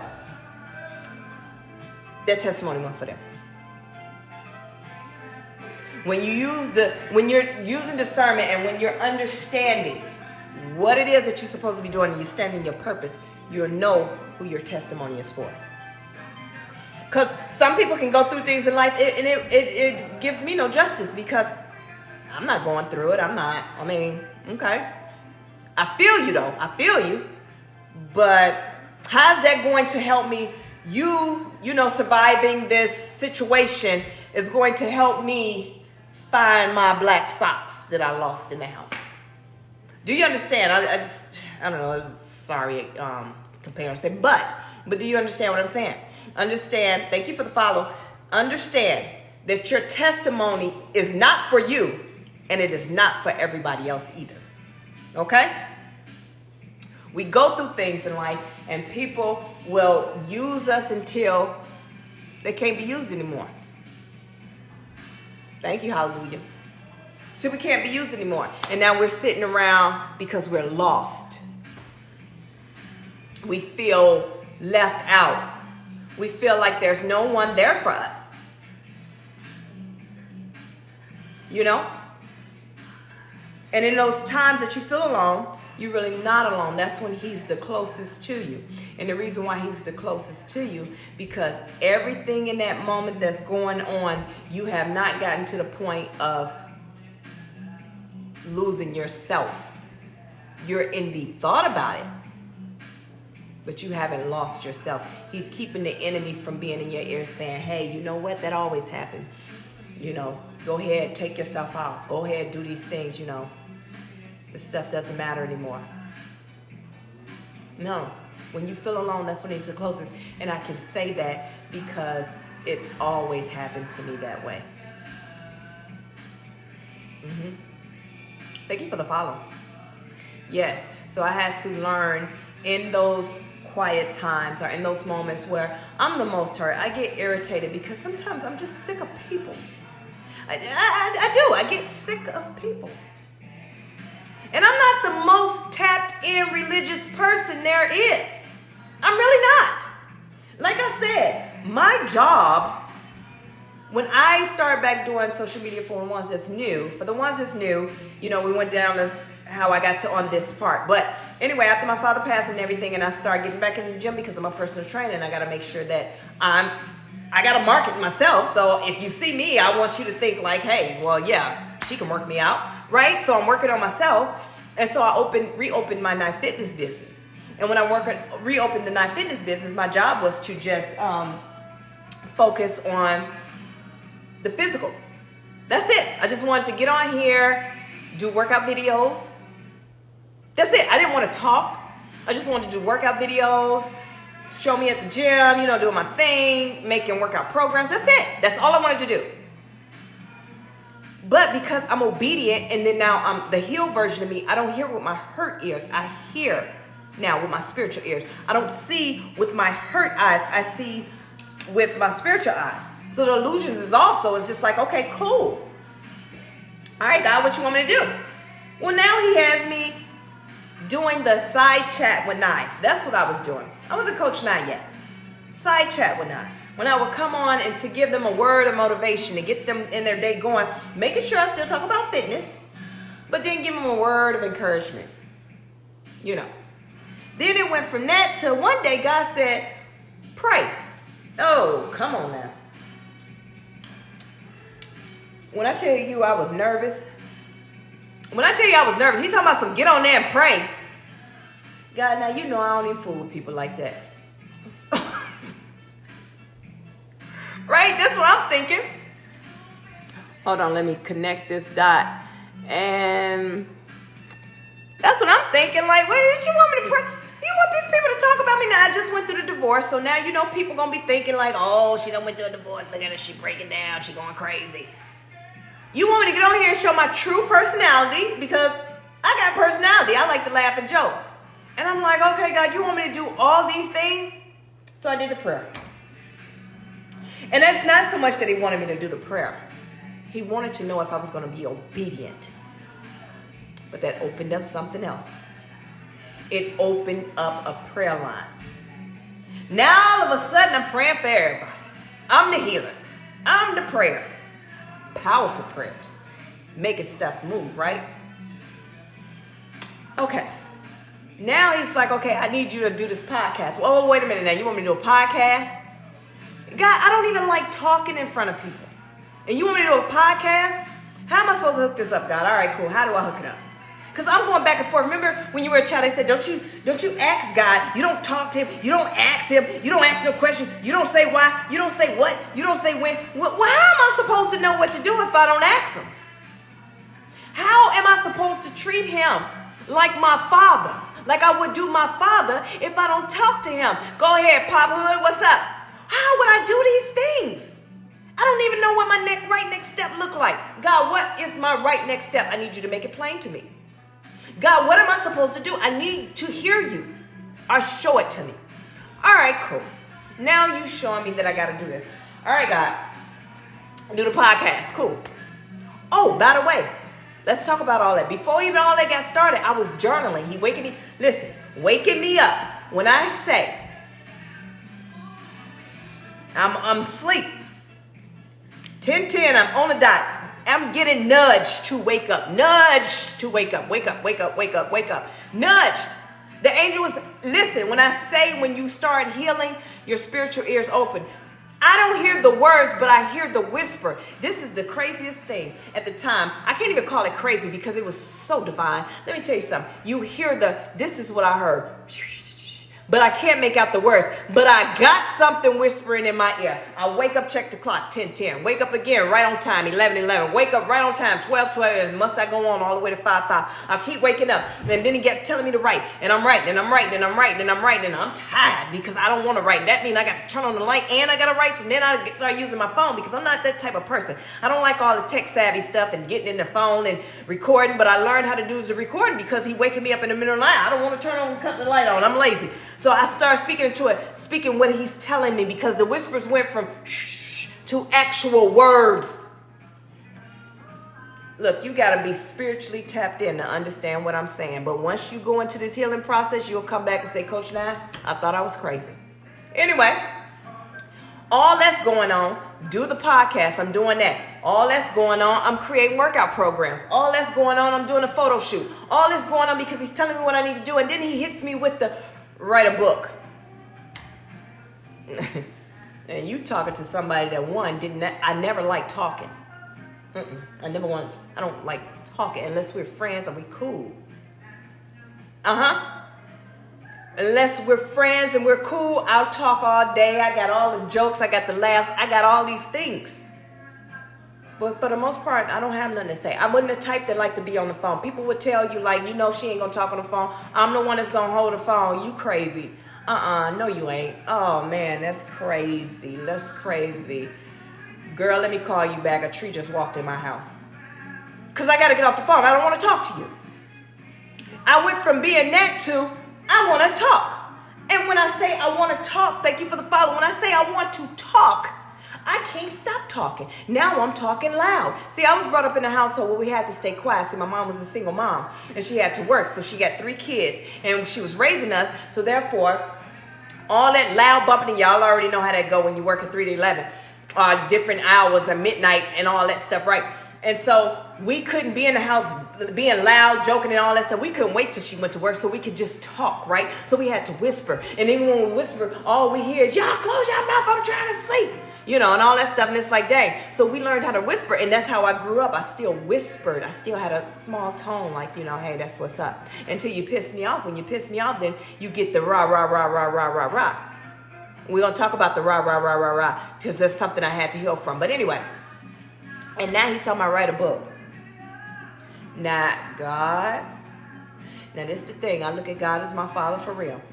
And when I say I will tell on you. Let me tell you something, sweetheart. Let me tell you how that go. Because you're talking about a tattletale.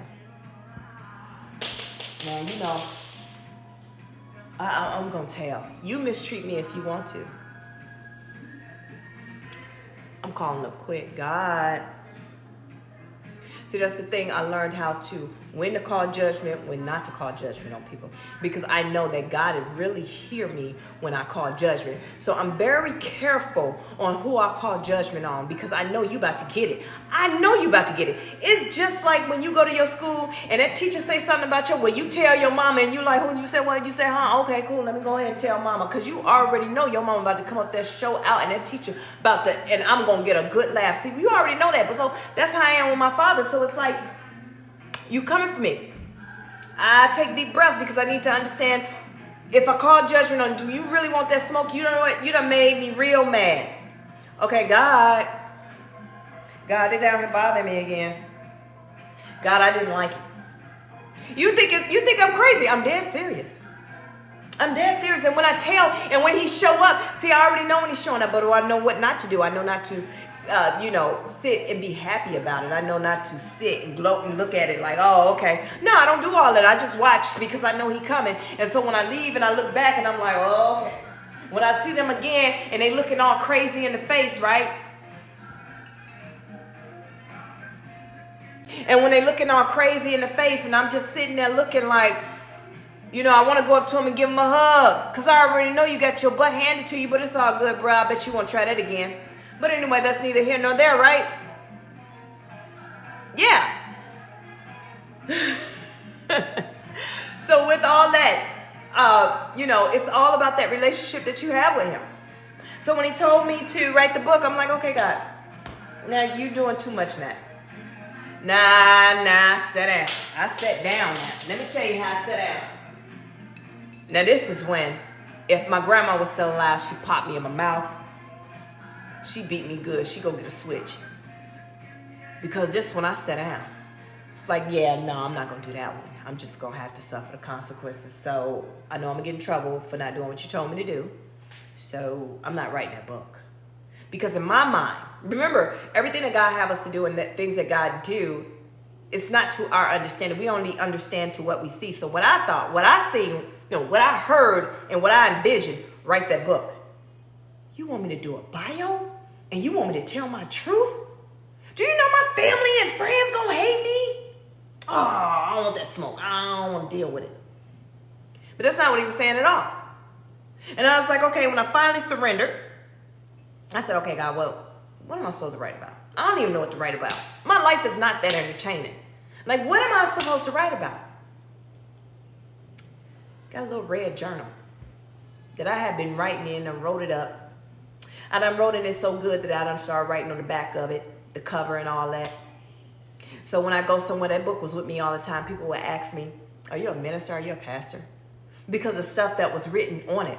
See, some of the stuff I wrote, but I didn't read it. I just wrote because that's what was being told to me to write. So I'm writing it. But when people read it, what they seen was things changed too. When they see my book, first when I come in, it's like all good. We're going to talk about the presence when you walk in. We talk about that every night. We talk about the spirit showing up first. But anyway, when I come in, they notice who I am. I speak. I get the crazy looks because the spirit that showed up first. Okay, cool. But it was something about that book. When I laid that red notebook down, I ain't thinking nothing of it because, like I said, I'm only writing. I'm not reading. I'm just getting it out of my head and I'm putting it on something. And so people, you know, we nosy. We love to know what's going on in somebody else's business. They read it, then things change because now they feel like they have a pastor in the building or something like that. They feel like you can only be anointed by if you have the label of being a pastor or something like that, a minister or something like that. So therefore, when they read that, it's just like, oh snap, let me act better, ma'am. Girl, if you get out of my face with that, ma'am, right? I'm not, because I wasn't coaching out yet. I'm not. God told me he was going to change my name. In this book, I talk about a name that I gave myself. Now listen, I thought that's the name God gave me. That's the name I gave myself. Get y'all book now. It's on Amazon. It's in Barnes and Noble. Oh, it's global now. It's over in different countries too. For real, for real. Okay, Jan? But listen. So he changed my name. He's changing my name. He's teaching me something. So when he said write the book, that same red book, guess what? He finally tell me. See, it's those times when you just have to shut up. And it took a whole nother month for him to tell me where it was and make it make sense. It became plain when I decided to shut up and I surrendered. So what it was is, and it was clear. It was real clear. I started meditating. I started doing different things. And God said, the book is already written. It's in the red book. And I'm telling you, I came out of meditation and my eyes came out, ran to get the book and opened the book. Let me tell you something. When I tell you, this book here, and that's why I tell people. When my publisher, she was like, well, I was thank you for the follow. I was thinking about changing this. You're not going to change anything in this book. You can't change anything in this book because I didn't write this book. God wrote this book. And that's why I tell people when they're talking about, well, what if you would have called it? I can't call it anything because this is what God told me to call it. See, people don't understand the book had been written and all of the topics that I needed to go in here. See, all that side chat when I remember I was telling you, he started making me do social media, doing a side chat one night, and I would just throw out motivation. See, it was in the motivation, the topic. And then the podcast, things that I was talking about, it was in those topics. So everything that he needed me to do was in between the three, the book, the podcast, and the side chat one night. So I talked to the publisher. Well, actually, I didn't talk to the publisher. Let me tell you something. And I need y'all to understand this. This is part of your healing. This is part of your healing. This is part of your healing. Please listen. It is 20 people that I see in here right now. And I need y'all to hear me and hear me well. And if you drop off after this, that is fine with me. Hear me and hear me well. When it's what God gave you, when you're in alignment with what your purpose is, when you finally decide to do your purpose, nothing is hard. Nothing is hard. The work won't be hard. The job won't be hard. Everything you need will fall into your lap. That $1 million idea, whatever it is that you need is going to fall in your lap. It's just going to fall in your lap. I don't know what you believe in, who you believe in, your divine power, your higher power, whatever it is, it's going to fall in your lap. So I'm going to get back on track. So even with this book, so he gave me everything that I needed to do. I didn't have to think. I didn't have to put no thought into writing this book. I didn't even have to think what I should name it. I didn't have to do anything. I didn't have to go find a publisher. I didn't have to go get the money. I didn't have to do anything. Once I stopped, because I'm like, well, I got to get the money for this. I stopped. See, everything that our heart desire, he will give us the things that our heart desire as long as you stay in alignment. I don't know what's going on my lip. As long as I stay in alignment. I don't have my aligners on. That's probably what the issue is. So if I stay in alignment, everything that my heart desire, see, my heart desire physical fitness. My heart desire being a personal trainer. But my purpose is to be a leader, a coach, a mentor, and all these different things. So let me tell you. So when I wrote this book, when I finally got to the public, and this is how it went. So I was talking to my god sister, and I'm just like, listen, I got to do a book. God told me I got to write a book. I got to find a publishing company. She said, well, I got a publisher company. I am a publisher. Now, how you a publisher? I ain't know this.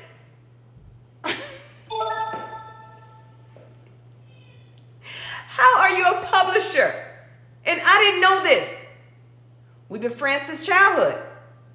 Matter of fact, we go through so much stuff together. Our fathers died at the same time. Our fathers used to sit, drink, hang out together, do all those different things. Both our fathers passed away. Well, my dad, he was cleared of cancer, but that's what brought him down. But at the end of the day, they died what? We were burying them in the same week. They was at the same morgue. This is the same thing in the same day. These are the things we went through. And girl, I don't know what you got going on, but I know that she's a good leader. I know things about her on the surface, but I don't know all the business she got going on. So guess what? As soon as I said that, she said, well, how long is it going to take you to get me the info? Girl. Because you know when you tell people, I want to write a book. Okay, the publisher, how long is it going to take you? Give me 2 weeks. The publisher was like, yeah, right. See, I told her I already got it written. I just got to put it on digits. And that's all I had to do. You see how that just fell in my lap? It just fell in my lap. So now all I got to do is take it from digits, take it from paper, put it on digits. And I told her 2 weeks because of the fact I just want to, make it more realistic. I don't want to, because I'm so excited. I don't want to, because I'm that type of person. Work mean nothing to me. If they say it's due next year, guess what? You're going to get it in 30 days. And the reason why you're going to get it in 30 days is because I need the rest of the year to make edits. If there's any edits that need to be made, and if no edits need to be made, then I got my sham time. I got the time that I'm not feeling pressured or anything like that. I'm a worker. I get it done. Everything's a priority to me. So I get it done and I send it over to her in less than 2 weeks. And so now we're going through. So of course we got to go through the editing, the pronunciation, the pronunciations and everything like that, and making sure everything is to a T, making sure all the T's are crossed, I's are dotted, make sure everything is where it's supposed to be. Yes.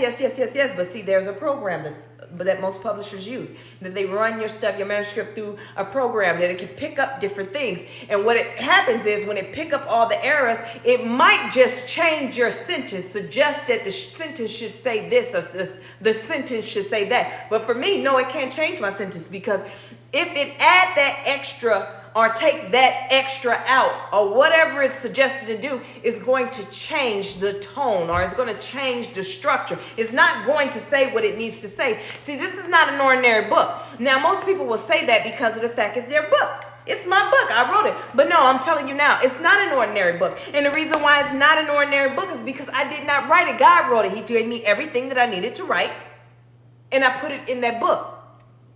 So the only thing that I added to this book is when I talked about the name change. See, he did change my name, but see, in this time, I thought it was this because I seen this powerful name, Malia. I'm not going to go off into it. You guys can look it up and figure out what it means. And it was so powerful. It described me, and I'm like, yes, I put that in there. That's the only thing I did. And he allowed that to stay. All of a sudden, no errors needed to be fixed to that. He allowed it to stay, and the reason why he allowed it to stay is because it was a desire of my heart. This is something that I thought was nice. But that's not the name he gave me. The name he gave me was Coach Nye. See, I was just always Nye. Because Coach meant so many things. And not only, I need y'all to understand the Trinity part in this. Trinity means three. And when I did the Trinity, I thought about the Father, the Son, the Holy Spirit. Because those are the three. But see, my Trinity walk to self-love is talking about the spiritual, mental, and the physical. So it means so much more. Because in order to heal in a healthy manner and to make sure you hit all aspects, you have to hit your spiritual. That's where you need to get grounded first. Your mental, you need to clear your mind. And then once you clear your mind, you do your physical. When you balance all three of those things, you become a force to be reckoned with. You understand your power then.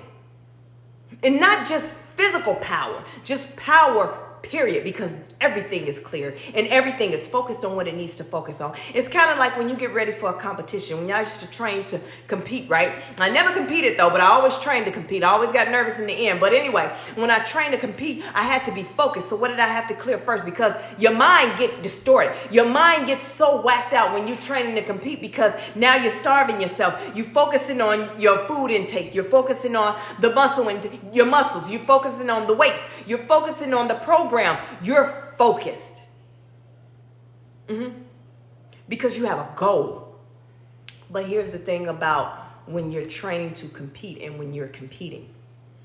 Everyone that compete up here, all the way until the day they compete, is stressed. They're unfocused. They don't know if they're coming or going, but they know they're doing what they're supposed to do. It's a mental breakdown, because now here it is, instead of being able to eat that chip, instead of being able to eat a bag of chips, now you get down to a couple. Then you finally get down to, you better not eat it. Maybe you just want to lick the chip for the salt, because that's all you can do. Because at this point you have to dehydrate. It's showtime. It's time to dehydrate.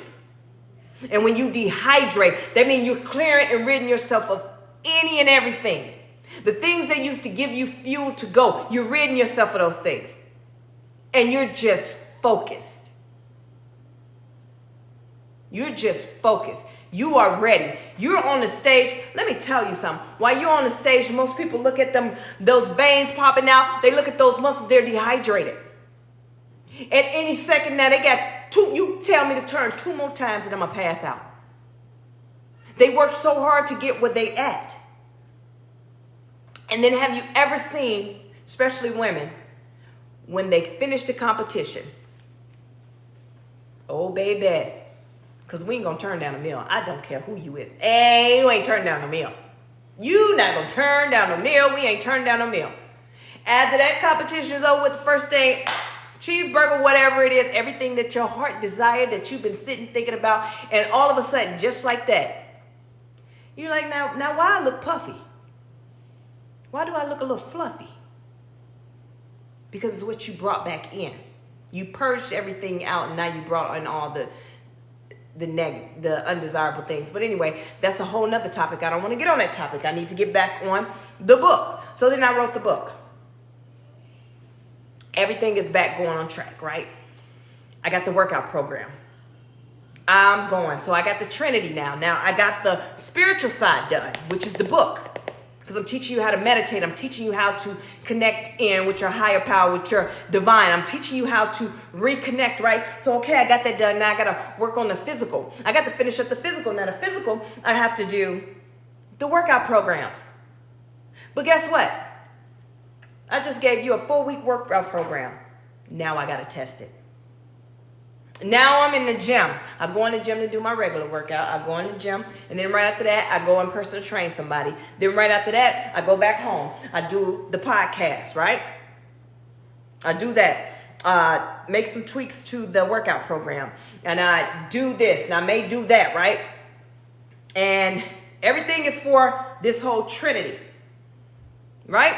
And I get in there and I do a little bit of this, do a little bit of that, do a little bit of this. About 10, 11 o'clock at night, I'm going back to the gym because I got to record some content. I got to record the content for the workout videos. Now, in this program, I got to do the workout videos. Now I got a problem. It's just me. And I'm doing the videos. It's going to take me more time to attach the videos to this PDF because I'm doing ebook. How am I do this? Well, now I got to make a tough decision. Do I want to do pictures step by step? Well, that's what it's going to be. Step by step pictures. Boom. And do that. And then I test the workout program. So these are the things that I'm doing. All while the enemy is like, yo, let's get this formation going. The devil done called the formation. He's like, no. Get this formation going. Get everybody in formation. Call every imp, enemies, evil spirit. Call them all. From left right, east, west, south, north, get them all here, get them in formation, because that little girl now, she done did something. See, he refused to call me Coach now because he don't know me as Coach now. He know me as Nye. We talked about this, right? If you guys been following me, he knows me as Nye. He knows me as Isha. He knows my bloodline. He knows my family. He knows all of them, but he don't know Coach Nye. And he's like, listen, if that little girl put this book out, if that little girl put that workout program out, if that little girl introduced the Trinity of Fitness to anybody, and the Trinity of Fitness is the spiritual, mental, and the physical fitness. If she introduced this, do you know it's about to wake some people up? If she speak, if she do, because he knows the end goal. He knows where I'm supposed to be. He just don't know how I'm going to get there. And now I'm operating, and now I'm getting to where I need to be, and he got to stop that. And that was the purpose. Now I'm doing the workout programs, and guess what? Every hiccup that you can think of, yep. Hey, Sonia. Everything that you can think of. Listen, me and my god sister all behind this book, because it's her publishing company, almost fell out. And that's what the enemy wanted. But see, she's a pastor. She know better. She's getting frustrated. I'm getting frustrated. But with me, I said, listen, this is the business. You my sister. I love you. We're never going to let that come. I'm telling you, this is how it went. Because the enemy is like, no. Listen, the enemy fought so hard. And then this is my first book. I want it to be right. I want to make sure, because I know how important it is to me. Everybody don't know how important it is to me. Everybody don't understand that I was getting woke up, getting whispered to in my ear and telling what to be wrong. Nobody knows that. But I know that. So it's so important to me. It's so important that they do not mess this up and they do not change the words. She understood, but what she was also saying is that, she's a new author, so this is what happens. And so every time that I would hear her read the words back to me, I would get emotional. I would have tears in my eyes. I would be crying because I'm listening to not my words. I'm listening to God's words. And this is the thing people don't understand. They like, doesn't it sound good to hear yourself right back? You don't have a clue. Those are not my words. I did not sit around pondering and thinking, hey, what should I write? No, it fell in my lap. God gave me the words. He woke me up in the middle of the night. He gave me my whispers. He told me what it was. He made it clean as day. And that's what it was. So when I'm reading this, it's like I'm reading you know how sometimes you can read a scripture and start crying? That's what it is to me. Everything in here is like a scripture. See, this is not just going to heal you. This is not the thing that's going to heal you. You're not going to get this book and say, oh man, I am healed. What it's going to do is make you understand there is a connection back to him. And when you reconnect with him, these are the guidelines to keep you focused throughout the day. But at the end of the day, your source, your power is going to come from the source. And when you get to, see, these are the testimonies that you're going to need when you look at, okay, what are my triggers? Oh, I know what's happening right now. It's a trigger. It's a trigger. Trigger alert, trigger alert, trigger alert. And when you get to trigger alert, then all of a sudden, then boom, you remember what that book said and you go back and take it to God. It's for you in that connection. It has nothing to do with me. Nothing to do with me. Nothing at all. Hey, buddy. Aiden? Jalen? What's wrong, buddy? Oh, you want your charger? You'll let them out the front door? I'm live. I know you don't like being on live, so just letting you know. You come floating in my direction, sir. But yes, so he already know what it is. That's what this book's for. It's a guideline. It's not the once and done. This is not going to make you healed. Healing is a constant thing. Constant. And when the enemy kept going, so that's why he called this formation. He's like, look, we got to stop this little girl because I'm sick of her. First off, all these years I had her where she needed to be. See, I didn't hear from her in all these years. I ain't heard nothing from her because remember I told you I was isolated. See, I was cloaked. See, God hid me right in plain sight. He let me stay quiet. But anyway, I ain't heard from her in years. We shut her down when she was a child. Amen, Keish. Thank you. We shut her down when she was a child. She didn't speak. All we had her doing is just tearing up stuff. But see, when I showed up, I had a good time regardless. I'm going to have a good time. And I also was always in trouble. I was always finding myself in a bad situation. See, my attitude was more so like a nonchalant. So people didn't understand how to take my attitude. So they would look at, oh, you got an attitude. You got a, because I didn't speak. And I didn't speak is because I didn't understand them. And the reason why I didn't understand folks is because I'm not trying to understand you. I could care less what you got going on. See, they wanted me to be average, and I'm not average, and I'm sorry about that. I was raised a different type of way. I was raised with loyalty and love. And right here, I don't feel no loyalty or no love. So guess what? I don't want to be a part of your circle. I've never been the type that want to be a circle. They've been asking me for years that I have people with the whole try to do the initiation of the Easter Star thing. I don't want to do that because here's the thing. You're trying to tell me what to do. I did the Mary Kay makeup, and guess what? She said, well, you got to wear stockings. Well, you're not going to talk to me. I'm not going to wear anything. You do not tell me what to do. And that's how I live my life forever.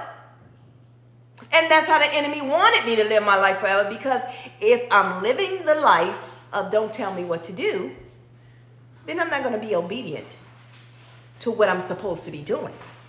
And all of a sudden, out of all these years, here she is, now wreaking havoc. See, and as I talked about, the devil only shows up when his imps, when his peeps can't get the job done. And see, his peeps couldn't get the job done. Nothing can shut me up. Nobody can shut me up because now I talk. Now I speak. I say what it is. I don't let you run me over.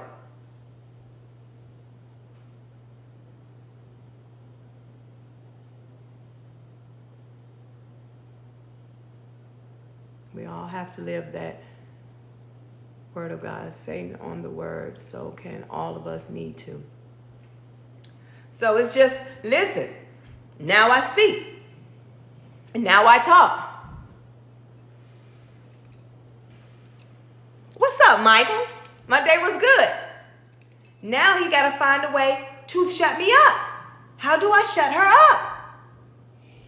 Well, you can't. You can't. Because you can't shut God up. I agreed and I went along with, and I said, okay, and I surrendered to him using me. Sonia, thank you. Don't make me cry. Listen, let me tell y'all something. Listen, I have learned to be emotional. That it's okay to be emotional. Thank you so much for getting the book. Thank you so much.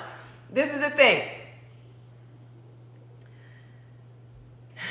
Being that we've been talking about, I'm not going to shut up anymore. I'm going to do what he tells me to do, but I'm only going to speak when he tells me to speak. But I'm not here to be aggressive. I used to show up in my masculine energy. I'm not doing it anymore because I understand that to be a woman of God, I thought you had to look and act a certain way and speak a certain kind of way. So I always stay with the masculine, like I could never be that. But I didn't understand that everything about me is very feminine. Being bold is not masculine. No, that's not masculine. Being bold is not masculine. I was standing in my power, but didn't know I was standing in my power. I was trying to stand in my power in an unhealed place. No, you don't have to lock them up. Just let them be cool. Let them come out. Get in the camera a little bit. So now, I'm at a place now that I'm only going to do what he wants me to do. So if you want to shut me up, you got to shut him up. And you don't want to smoke, right? So last night after the live that I got off of, and I share everything. And there was a point in time I wouldn't share anything because I was told by a friend a long time ago when I was in high school, middle school. And I remember getting excited and I was talking about something. And I was so excited about it. And the reason why I was excited about it and I kept talking about it to my friend is because I couldn't talk about it in my household because my brother would always, he played too much. Shut up. Me and my mom, we didn't have that relationship, so we didn't talk. My dad didn't stay in the household with me, so when he did come around, I could tell him. But with her, I wanted to talk to her, and I just kept talking about it. I was so excited about it. And she told me, right, all you do is brag. And so I stopped talking about things that I was excited about. So then I noticed too, when I was a child, when I would tell my mom, even when I graduated from college, because a lot of people know that I did not finish high school. But when I finished, when I decided, joined the military, got everything, did everything, and got my college degree, I was so excited. But my mom and brother was just like, oh, we should stop talking about this. So I learned to just shut up. I learned to stop putting me first. and learn to start putting everybody else first. So here's another thing. Everybody that wanted something, my brother, I always put him first. I always tried to help him out. You know, he wanted to be a rapper. He's a rapper. He's really good at it. He really, really is. So I was like, okay, fine. Then I'm going to go ahead and get him to the next level, and I'm going to take him here, and I'm going to go get some money, and I'm going to go do this photo shoot, and I'm taking all my money, and I'm doing all these things just for him to show his behind towards me, as if, well, you the manager, you doing this and that. He didn't put his foot forward. Now, the money I lost off, and I thought about, I pour so much into everybody, but I never pour into myself, and they dang sure don't pour into me. So this is where I'm at now, that I'm pouring into myself, and not just for me, to be a testimony for others, to make sure that I can help you get out of whatever you're in, to be the vessel, so therefore I can help you get to where you need to be. So yesterday after the live, I got so excited because this same book that the enemy tried to come up against, because it's so powerful, the publisher hit me up the day before and was like, hey, you know, it's in Barnes & Nobles now. And I'm excited. I'm like, yes, I'm in Barnes & Nobles. Look at me. I went from Amazon to Barnes & Nobles. Then she hit me up yesterday, got off live, and she was like, you're global. I said, global?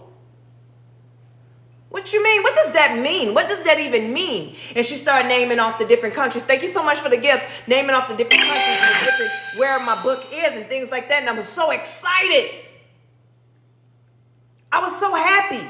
But I didn't get to call anybody and tell anybody, because at the end of the day, nobody really cares, because it's not about them. So I had to keep it to myself, and I called my kids, and I'm like, yo, this is what it is. I'm so excited. I'm in tears. I'm crying. I'm like, listen, I'm global. Boom, your girl is global. Her book is global. I'm excited with my kids, and my kids like, oh, Mom, that's a good job. But you know, at the same time, they playing a video game. They trying to get it in like, Mom, good job. Yeah, you did it. Boom, boom, boom, boom, boom, right? So I left out, and I felt immediately the enemy came and made me feel defeated, because it's like, I'm going to share with the Trinity tribe. That's what I call you guys that, you know, follow and go with me, is the Trinity tribe. Because if you're walking with me and you're sharing my you're joining the platform and you're following it and you're sharing it with others, then you're part of the tribe. And that tribe is the Trinity. The Trinity tribe is the spiritual, mental, and the physical fitness of healing. And so if you're following me, that means that you want some insight. You want to be a better you, because that's all I teach, is how to be a better you. So I shared it with you guys, and I felt good, but I felt this is what the enemy wanted me to feel. I felt bad on the inside, because my family, I can't celebrate with my family. They don't care, you know? So it's like, but then the enemy had to tell me, not the enemy was showing me these things. He brought up these old feelings again.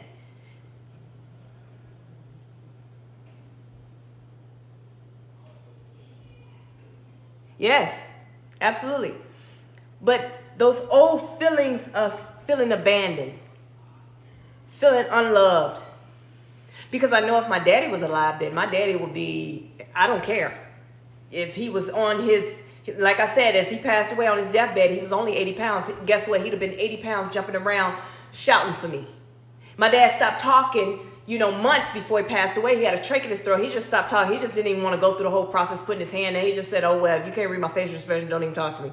He would have spoke that day, because he loved me. We're attached. I win, he win. He would have understood, right? So anyway, so I was feeling the type of way anyway. I went on about my day because I'm still excited, because I did it, right? Who else in my family group can say they did that, right? So then I go to sleep, and I get up in the morning, and my little one, he comes to me. He's like, later on this afternoon, I'm in a meeting. He's like, Mom, can we need to go to the store. I'm like, here we go. Now my oldest drive. Now these are my boys, 12 and 17 years old. Let me explain something to you. 12 and 17 years old.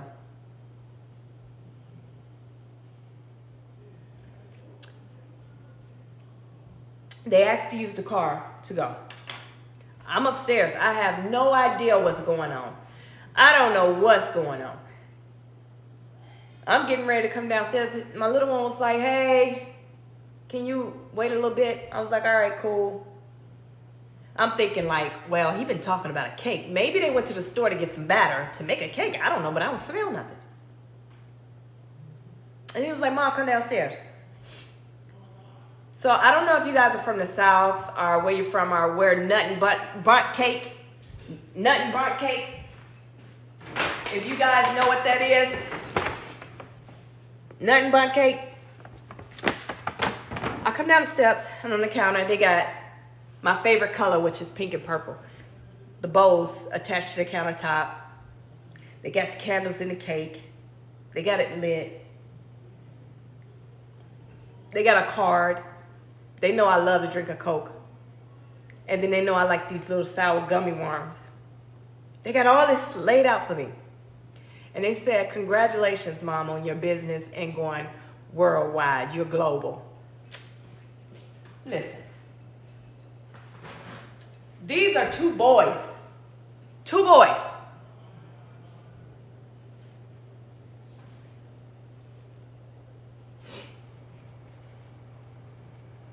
Two boys. I call them my Georgia boys because that's where they were born. Two boys that understood the importance of my hard work, acknowledged my hard work. That planned all this without me knowing.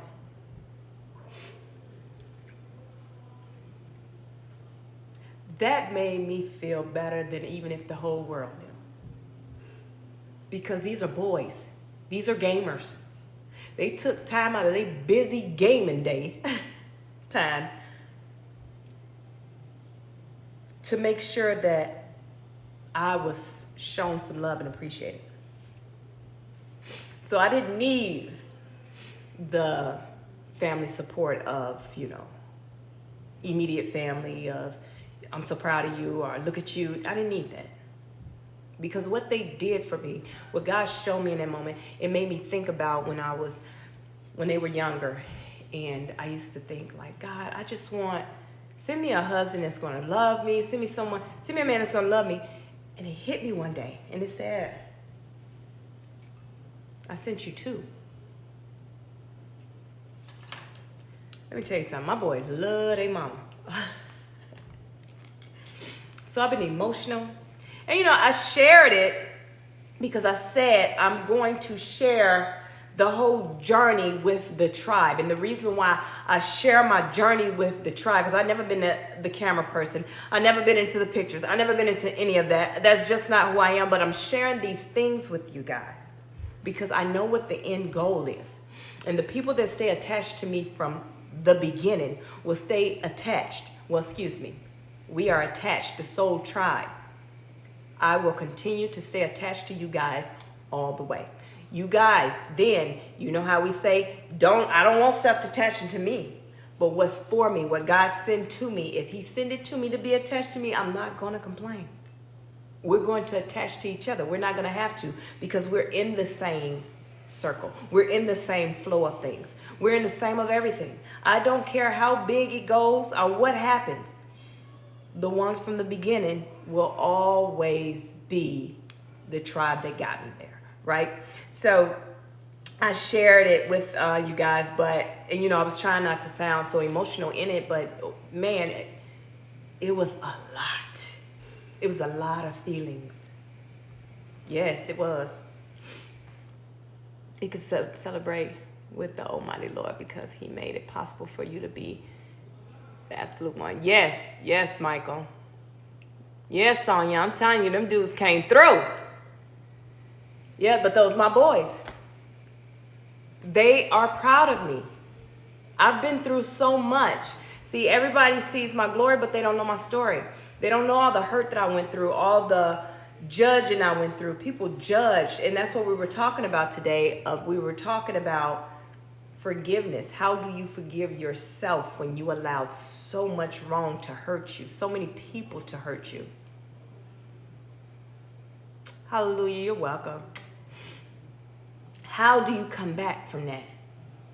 When you allow all these people to hurt you because you don't know what's going on in your life. You don't know. Abby Dabby Doo, what up? but you don't know how to navigate healthy in situations. You don't know how to navigate in in a healthy situation from an unhealed place. You don't even know what healthy is. You don't even know how. Listen, an unhealed person, you tell them right now, listen, you need to go within and you need to heal. You know what they're going to do? Two things they're going to do. They're going to, shut up. Here she go with all that healed stuff, all that healed stuff, all that healed stuff. Good. Or either, okay, they go within, and they're going within is looking at what you just said and somehow identifying the fact that you're the problem and disconnect from you. Thank you for the gift. Disconnect from you, But no. When you are trying to heal for you, then who can be against you? That's right. And that's from after going through my healing. See, there's so many different stages and different, as we call them, spiritual awakenings. And it's so many different ones. It's not just that one, I think the beginning one of it is, for me, I can speak for me. I don't know if you guys are the same, and maybe you can agree or not agree. It's being baptized. I think because it was always in me. See, this is the thing when we talked about chosen, and then you have some people that are just earth angels, and you have some people that are just chosen. We're not going to touch the topic, whole nother topic. But as we talked about with, but I will say this, with Saul, he was chosen. Because you remember what Saul was doing. He was out there mercenary. He was making it happen. And God said, no, that's not what you're going to do. I need you to do this. Chosen for the mission. Right? So anyway, so it's just some people, it's just in them. It's nothing special you got to do. It's not a church or a pastor that could tell them anything. And if you want to look at another step further, remember when Jesus was a child, he was in there. He went into the synagogue with the Pharisees and different people in the synagogue, right? And he was talking. He was asking questions, and they trying to figure out, how does this kid know anything? Because it's in him. It just wasn't his time, but it's in him. So as a child, it's always been in me. It just wasn't my time. Yeah, it just wasn't my time. It wasn't my hour. But it was in me. And 43 years later, it's my time, So last year, I can definitely say that's when it was time for me to step into my true purpose. I was out of training. God took the training wheels from me, and he said, and I wasn't ready. And that's all I wanted to say is, God, I'm not ready. I'm not ready yet. I'm supposed to be studying the Bible some more. I don't know no scriptures. I don't know no quotes. And then I see all these people, for some reason I kept seeing a bunch of female pastors on TV and being motivational speakers. It just kept seeing these things. I didn't know this is what my route was going. I didn't know what was happening. But at the same time, a year or two before it was time for me to step in my purpose, thank you for the gifts. Before it was time for me to step in my purpose, this is what was happening. And I'm like, oh, okay, well, I'm like, oh, she's pretty dope. And I'm like, God. And all of a sudden now I find myself like, I could never be like that. Oh my God, I got to study, because God already telling me I'm about to be on the stage, but I'm like, I need to study some more. I need to practice, and I need to practice, but yet I'm not practicing anything. So, because I'm not talking to anybody, because I'm still in isolation. He done told me to get out of isolation a long time ago. He forced me out of isolation. He forced me out of it because I was too comfortable there. I was real comfortable there. I liked it there, because as long as I'm in here, I don't have to worry about nobody else. I'm sick of everybody, leave me alone. I'm peaceful. This is what peace look like.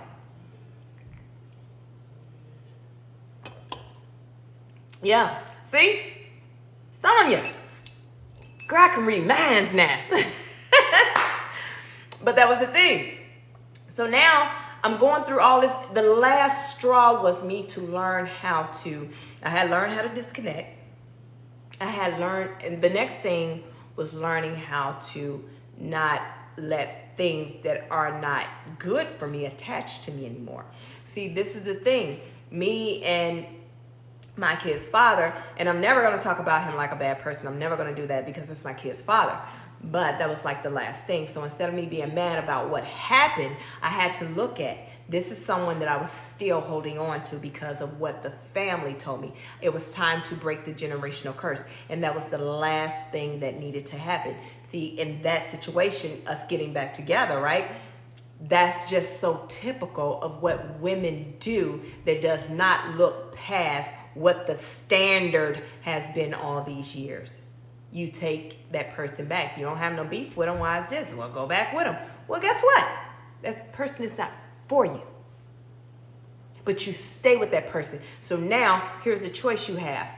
Coach Nye, this is what I need you to understand. You can continue on this path, your purpose. But before I let you on your purpose, that path, I need you to decide, what are you going to do? Are you going to stay because, oh, this is the second time I did this, this is that? Or are you going to, oh, this is the first time I got a hat, thank you. Or are you going to, thank you so much. Or are you going to let that go and stand in your purpose, your power, your grace? What are you going to do? Are you going to choose you? And I chose to choose me. And the reason why I chose me, because I chose everybody else all these years. I already know what that looked like.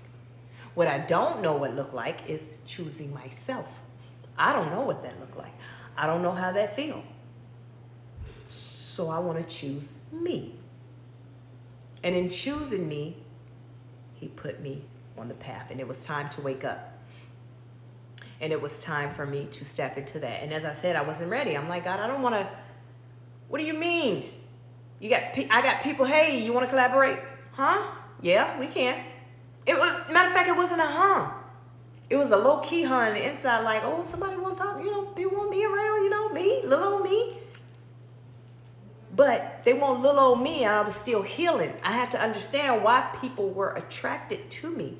They wanted little old me because little old me is powerful. Little old me can pack a punch. Little old me is a leader. And see, little old me, some of these people, but I had to learn, everybody that wants to collaborate don't mean that they need access to me. That was another learning. I had to understand, who do I give access to me? Because once you understand and you go through your healing, you understand how powerful you are, you'll understand everybody can have your access to you. It's kind of like being a celebrity, right? You become a celebrity and everybody like, hey, we went to school together. We went this together. I need to come up there and I need to do this. And you got to change your phone number because people are going to be coming out the woodwork. So I had to learn who need access to me and why do they need access? Because people can see the spirit in you. They can see the power in you. And guess what they're going to do with that power? Ooh, she can help elevate me. I can get more. Things like that. So you have to know, who do you need to balance yourself with? What do they say? Because they use that word all wrong.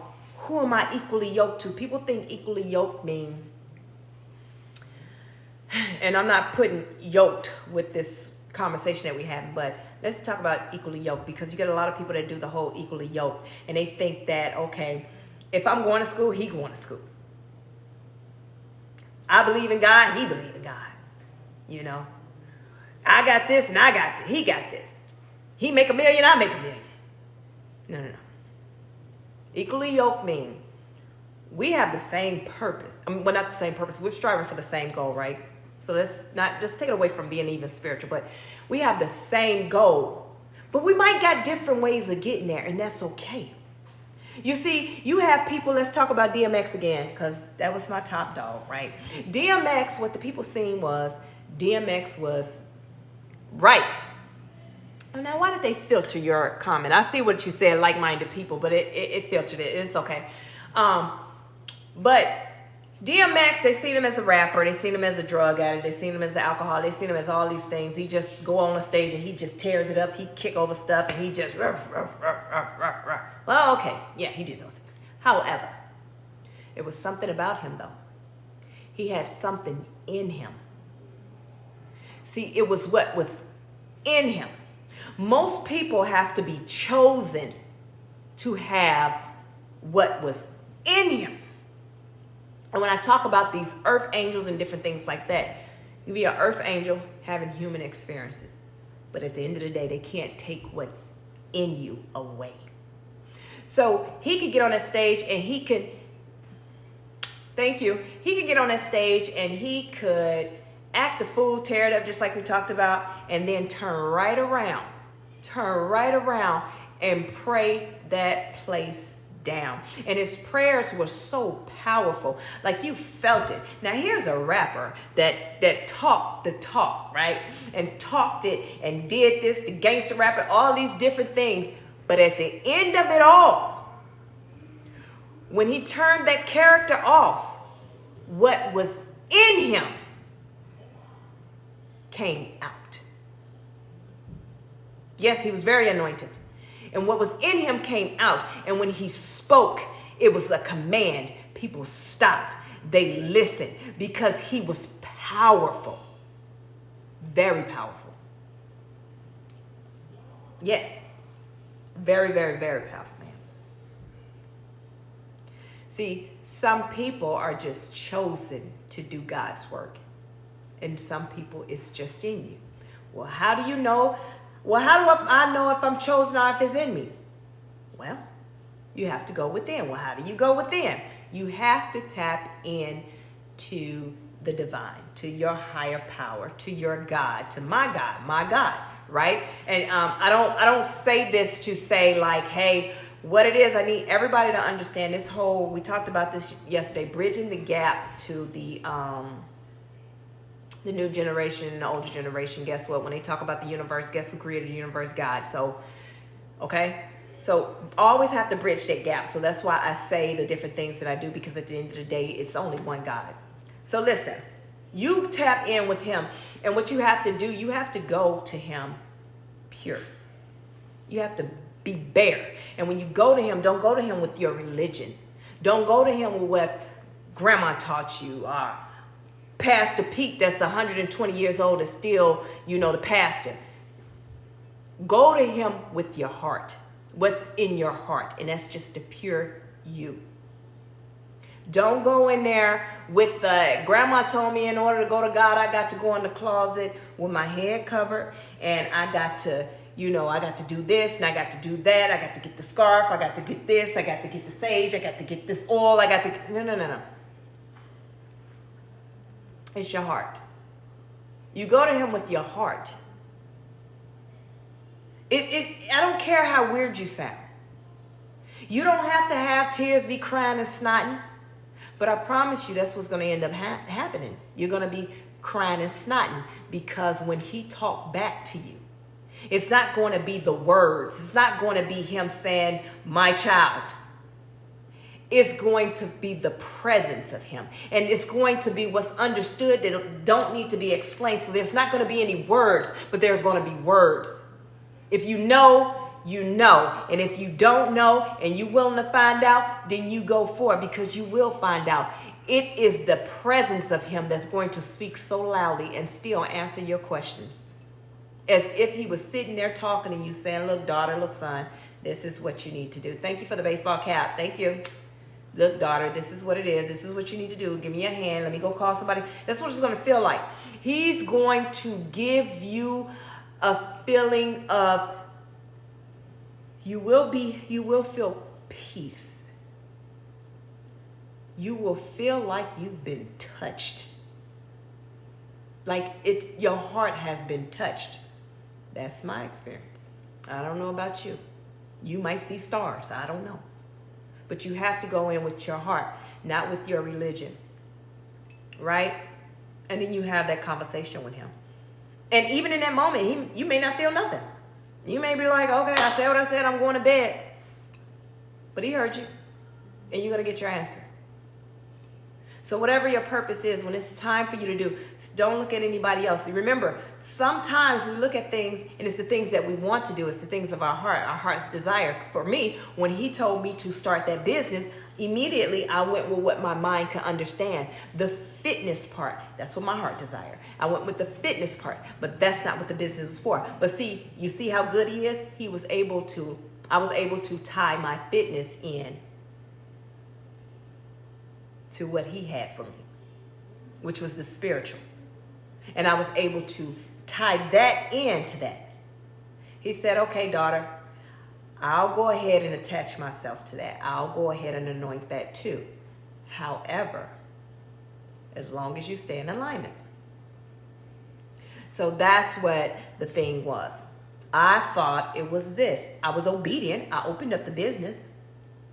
Because what I always say is he always give me the beginning and he always give me the end. And the reason he don't give me the middle is because we messed it up. God said that whomsoever he guides, no one can misguide them. And whomsoever that I misguide.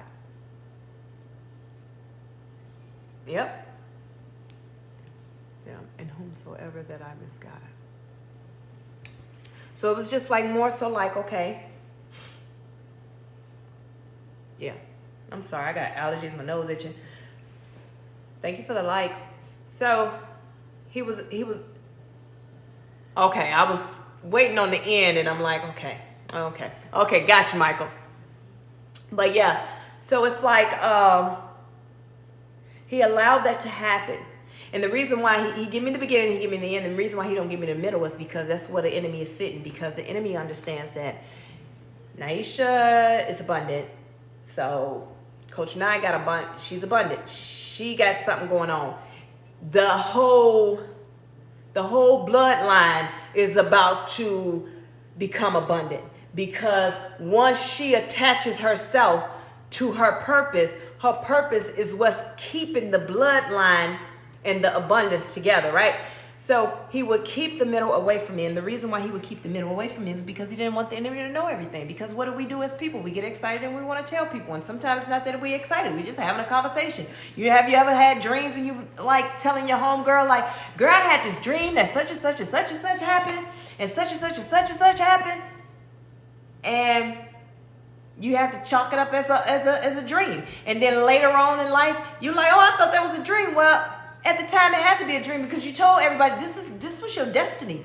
But I couldn't give you your destiny now. And now you're like, well, God, I'm 80, 90 years old. What am I doing with it? Well, you still get to enjoy it because it was yours. But you chose when you was in your 20s to tell everybody about this dream. See what happened to the brothers? Was it Joseph? Correct me if I'm wrong. Was it Joseph? He told his brothers about his dream and they sold him off to slavery. Get out of here. Dream out of here. Jealousy. The enemy had time to work. They was like, oh yeah, you think you about to be the chosen one? Oh, I'll tell you what. And that's how God do it. God does it just that way. What God do is this. He'll show you what it is. Let's take me for an example. Open a business. All right, I'm going to do the Nye Fitness. Okay, cool. Whatever, Nye. Do whatever you want to do. Just open the business because I need some stuff. I got to attach some stuff into that business. And then what I think, because he told me to open a business, so my mind can only process what I think, because he showed me the vision of my dream that I'm going to be very successful and be a multimillionaire. So I'm thinking this business, this physical fitness, has personal training about to make me millions of dollars. But I see personal trainers on YouTube and stuff like that. So okay, I guess. But the whole time is, he gave me the dream, but that was not how it was going to pan out, because he's not going to make it that clear for me, because then guess what I'm going to do? I'm going to go tell everybody and then it's going to come to a halt. So anyway, the same way that he told them that, okay, look at me. I'm going to be the ruler of this and I'm going to be the best of this and I'm going to be this and another. It's like, no, you're not. You're getting sold in slavery. And the whole time he was going to be successful in another way. He was going to rule in another way. He was going to lead in another way. He was all of those things that he told his brother, but it was not the way that his mind processed, because we can only process to our understanding. So the same with me, I can only process to my understanding. I had no idea that I would be life coaching. I had no idea that I'd be taking certifications to be a guidance counselor, life coach, mentor, spiritual guider. Had no idea that these were the things that he had for me. But my heart desire was just to do physical fitness. So yes, he'll show you your dream. He'll show you in a dream. And then you tell somebody. And then you keep telling people. And now you out of alignment. And you done took you 40, 60 years. 60 years now to get your life together. To get back in alignment. Now you 80, 90 years old. And guess what? You're like, well, what I'm going to do with all this money now? Well, it was yours. I can't keep it. It's just like being in the bank. The bank can't take it. It's yours. So it doesn't matter how old you are. It's yours. Your fault. You chose to get in alignment at this old age. So you better enjoy it while you can. Better make your bucket list for these next 12 days you're going to be here.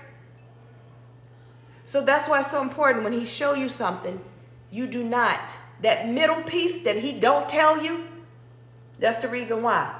And then when he do give you that middle piece, it's time for you to really shut down. Because like I said, the enemy only know the end. He knows the beginning. He knows something is happening, but if you stay quiet, he'll just think that you're just walking around here finding something new to do. Like, okay, she ain't doing nothing. She ain't talking about nothing. She's still, it's the moment when you start talking. Once you start moving differently, he's going to notice this. He's going to say, okay, she's moving a little different. Let me send somebody her way to get this information out of her. I'm going to send this person right here. As you know, you hear some people say the monitoring spirits. He sent a bunch of those up in there. Left and right. All of a sudden, you got everybody want to be your friend. He sent them up in there. Because he needs to know what's going on. And only you can allow the enemy in to take that away. You got a lot of people that don't believe in the higher power, in God and things like that. And that's cool. I don't knock anybody. And I'm not here to force my religion, or force my opinions and views on them. I got away from religion a long time ago. But I'm not here to do any of those type of things. I'm not forcing anything on you. And I will respect and love for you not to force your thoughts process or whatever you want to call it on me. I would love that. So if you don't believe in them, that's great. Don't believe in them, but don't force it on me. So I got a lot of people that come in the chat and they get filtered out saying that you're a liar. There's no such thing. Thank you for sharing the lie. There's no such thing as God, and that's fine. You can say whatever you want to say. That's not my job. My job is not to make you the believer. My job is to do me, stand in my purpose, do what I'm supposed to do, come into my calling, speak, do what I'm supposed to do. And then you want to know the water, the living water that I got to taste from, then therefore now I can lead you to the living water. That's how that goes. That's it. God do the rest. My job is to just stay in position at all times, and that's your job. My nose is really itching. I took an allergy pill, but that's your job. So it becomes a step higher, when you decide to heal, God will start unveiling your gifts. When you decide to heal, God will start unveiling your gifts. God will start showing you what your purpose is. You will start doing things, and then you get more responsibilities. And those responsibilities are things that you're not used to doing, but it's not going to bother you. It's just kind of one of those things that got to the point with me, like, I kind of had to laugh, like, okay, let's see how this is about to go. But then when I'm put in that situation, it just flowed. And you get people that say, well, you've been doing this for a long time. No, I literally just started yesterday, but that's neither here nor there. Do you understand? Because I don't have to work hard. He tells me everything I have to do. It sure is. Now my theme back there matches now.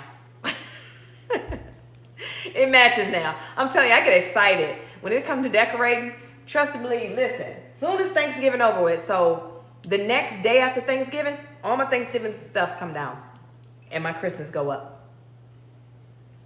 Yes, I be wanting to start my Christmas early, but it's kind of weird sitting on Thanksgiving Day and Christmas. Yeah. But, oh yeah, okay, I see where you're going with this. I done took it to a whole nother level. See, that's the type of stuff I do. That's what I be doing. But listen, I really enjoyed you guys. Like I said, we started off with forgiveness, learning how to forgive yourself, right? Learning how to forgive yourself in situations after breakups, with relationships, friendships, and, and not beating yourself up with the whole, I can't believe I let this, I played myself, I feel stupid, and different things like that. No. You have to forgive yourself for any and everything that you've went through that you are embarrassed about. You have to not dwell on why you were embarrassed. Look, at the end of the day, really think about it. You with somebody, especially ladies out there. You're with someone. You're in a full-blown relationship with the person. And you may have did some things in the intimate way with them, different things that's out of your usual. You maybe have tried something different. And now y'all not together no more, and then that person is sitting around talking about it. You're afraid they're going to tell somebody. Are you looking at yourself like, why did I do that with this person? And why did I do this? Why are you embarrassed about it?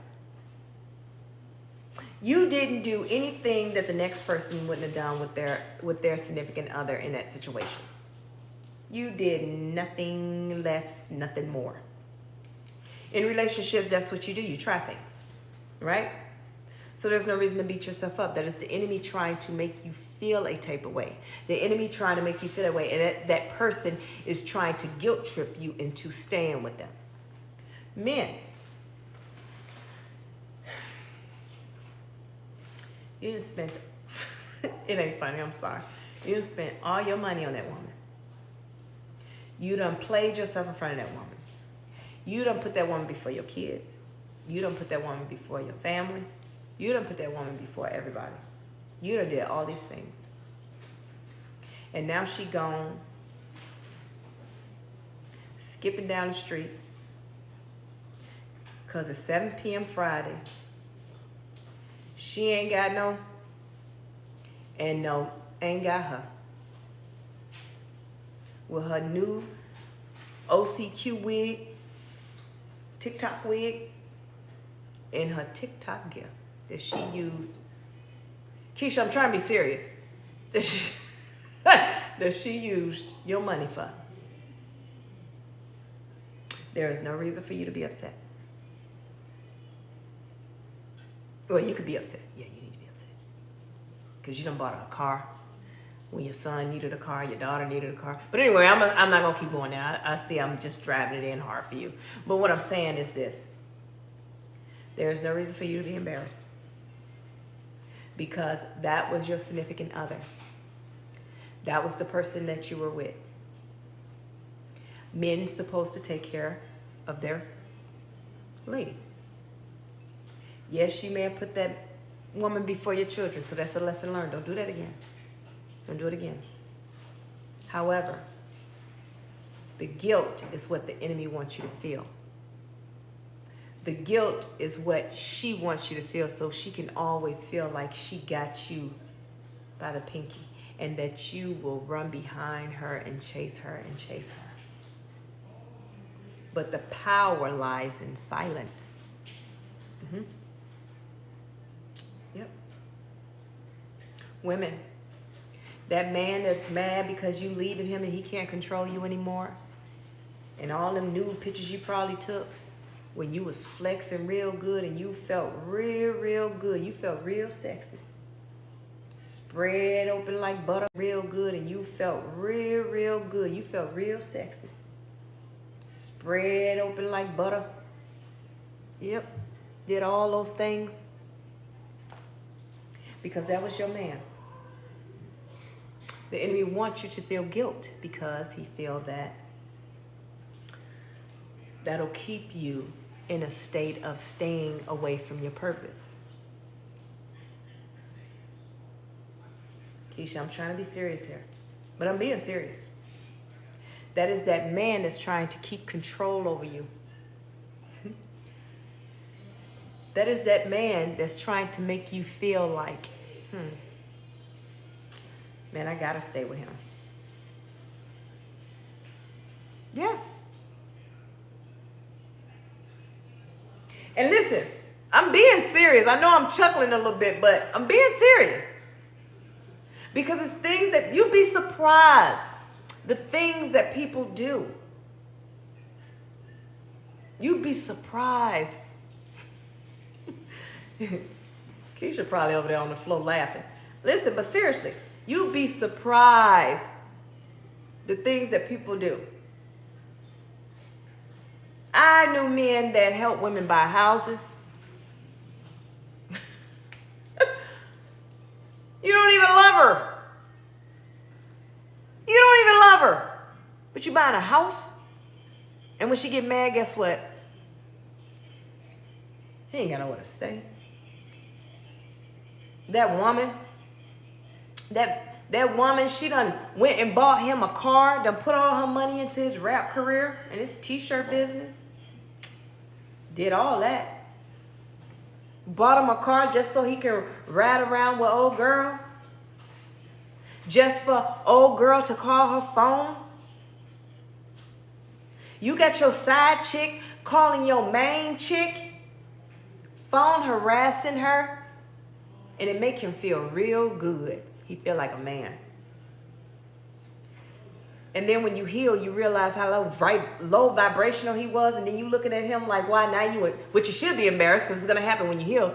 You're going to be embarrassed. I'm telling you, I'm so embarrassed by all the people I talk to. I'm so embarrassed. Oh, I'm embarrassed. When I see them jokers, please don't tell people you know me. Do not tell people we dated, because I'm going to say, yes, let me see. No, I don't know that man. No, I do not know that Mr. or that Sir. I do not know him.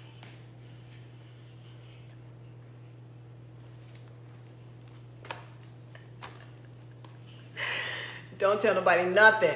And then if it get to the point they got to tell them that we dated, guess what? I got to sit back like... I sit back like, yeah, I know him. Yeah, because I can't lie. I will not tell a lie. Yeah, I know him. But that was but that was before I was healed. And that's gonna be my excuse for everything. That's gonna be my excuse for everything. Let me tell y'all something. When anybody asks me anything about my past, yeah, that was the unhealed version of me. Because I need them, because now whoever's coming to me, they only know me as the healed version of me. So they will look at me like, I can't believe you did that. So I got to tell them, that was the unhealed version of me. That was the unhealed version of me. Yeah. Mm-hmm. That was, yeah. Yeah. You don't have to say anything else. That will end it right there. Yep. You got to. That's your out. Because everybody know about healing now.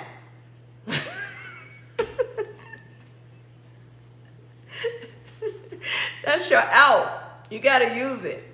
But all seriousness though, listen, we go through things, we accept things. It is people out there and we feel so guilty, and we have to forgive ourselves, and we have to understand that you did that, yes. You was not stupid for that. You were not stupid for that. Those things needed to happen. If the things that happened to me didn't happen to me, man, do you know I would not be where I am today? I would not be as wise. Now, I've always been wise now. I've always been wise, but I would not be as wise as I am today. I would not be able to stand in front of you as your coach, as your mentor, and teach you and be able to let you see me as a testimony. It's a lot of things I did not share with people. A lot of people, I went my whole life and nobody knew that, you know, that I didn't finish high school. Sonia, you already know. Sonia and I went to high school together. God, that was my road dog. Beautiful soul. But yeah. But I didn't let that stop me. I continued to pursue better so I can do better. And I took the harder route to get to be a successful person and to get my education and everything like that and to get where I am. But I did it. You know, I had to do my GED, and I went in the military, and then boom, boom, boom, boom, boom, boom. Voila.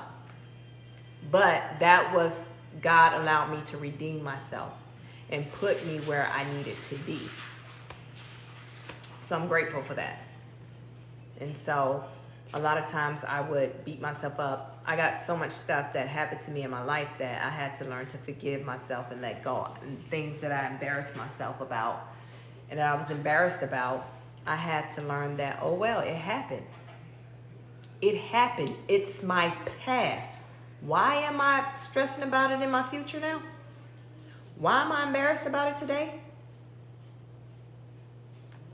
Y'all see Chloe back there? With her little tail wobbling. So, what other one? Here you go. But those are the type of things that I had to learn. That was my past, and it's okay. And guess what? In your new you, in your healed self, in your self-love journey, as Coach Nye, guess what people are doing now? They're talking about me, but they're talking about the past me, because that's where they know me at. Because this new me, I don't have people that's in my era that is going to sit up and gossip about me. The people that I have in my era now is the ones that we're elevating together because we have the same purpose. We're trying to get to where we need to go, right? We got places to go. We got things to do. So we don't have time for that. We're not here for none of the nonsense. We're not here for the talking back and forth unless they're trying to correct me to be a better version of myself. Other than that, we don't have time for it. Yes, we do, ma'am. Yes, we do. And I love you. I love you. I love you. I love you. I love you. So forgive yourself. Forgive yourself. Go within. Honestly, I wish that I could be with each and every one of you guys. I really do wish I could be with each and every one of you guys as you decide what day that you decide. Matter of fact, let's make a pact like that. Like, DM me. The day you decide that you're going to start your self-love journey. The day you're going to start your self-love journey, I want you guys to inbox me. And let's take the first 7 days together. Totally free. We'll do the first 7 days together. And what that 7 days will look like is me being your coach, encouraging you and pushing you. It's not me coming to your house now. Let's go and clear this up. It's not me being on the phone with you all day, holding your hand, going through the process. It's just that I'm going to be your personal coach as you decide to embark on this new journey, to keep you motivated, to keep you focused. You know, I don't understand. I got my 12-year-old son. He the baby. I don't understand why every door, he don't even weigh a good 80 pounds yet. The boy in the 7th grade, and it seems like every door he touch, he slams. Like, you ain't even heavy. You real light in the tail. I don't understand it. Soaking wet, the boy don't even weigh 20 pounds. Thanks for the thanks for the light. But yeah, let's do that. 7 days of me being there to motivate you and give you tips.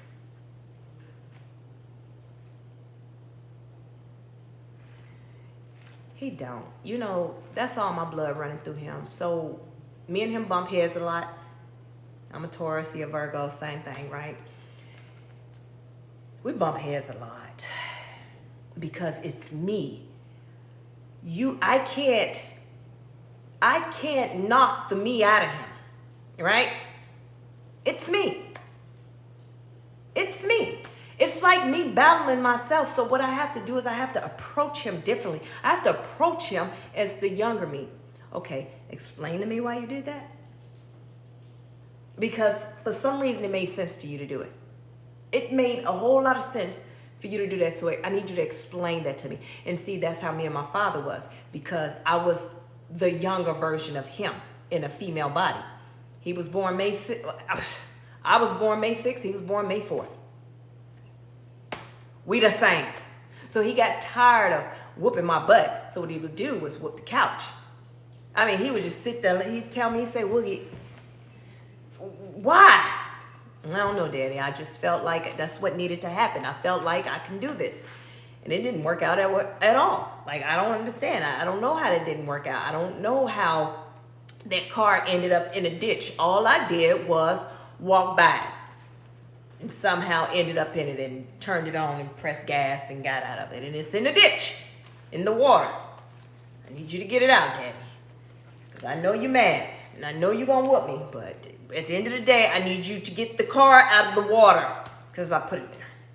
I don't know why I set that plant on fire in Mama's house, but it's on fire. And you just put it out. So don't ask me, Daddy. Okay, Daddy, you asking me why I did it. That's why I did it. See, I was that child. I was that one. He come running out the kitchen, the whole plant on fire.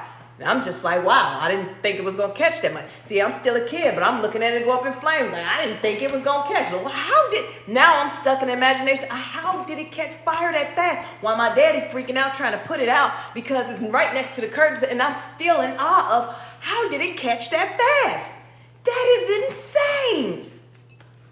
So maybe if I light it slower next time, it won't catch that fast. See, that's who I was. So that's how I have to look at my son like, why? My daddy always told me conversation is the best thing in the world next to understanding. So that's why he got to the point of start whooping the bed, because it was like, you know what? You're going to do it anyway. I got to satisfy your mama because she want me to snatch, your soul out your neck. But I'm going to beat this bed. And he would whoop the bed and whoop the bed. And I'd be sitting right next to him just chilling. And then then he finally hit me. Now I scream because that's what I was supposed to be doing. I'm supposed to be acting like, so now I'm overacting. Now I'm screaming, hollering, hitting the floor, screaming, doing way too much. Then he hit me again. Like, why is you doing all that? And I'm like, oh, okay, cool. Let me get back in character. Let me get right. So I had to fix the character. I had to, figure out what I'm going to do. That was me. And so that's my son. Anyway, I done got off topic. So let's get back to the point. The point of the matter is this.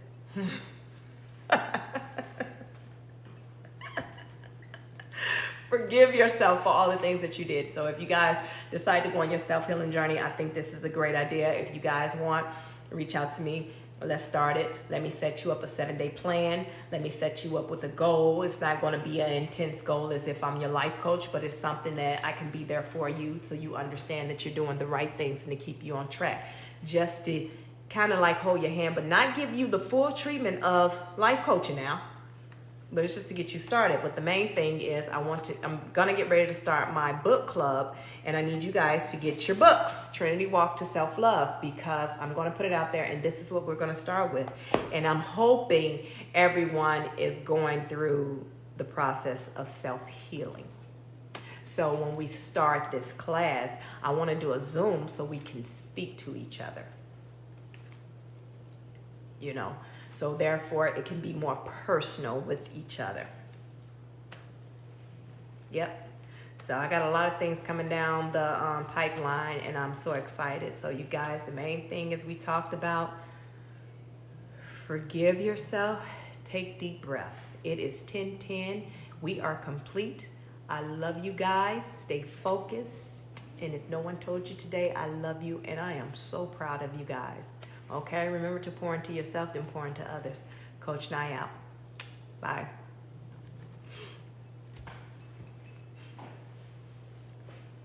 And thank you for the likes. Thank you for the shares. Thank you for the follows. Bye.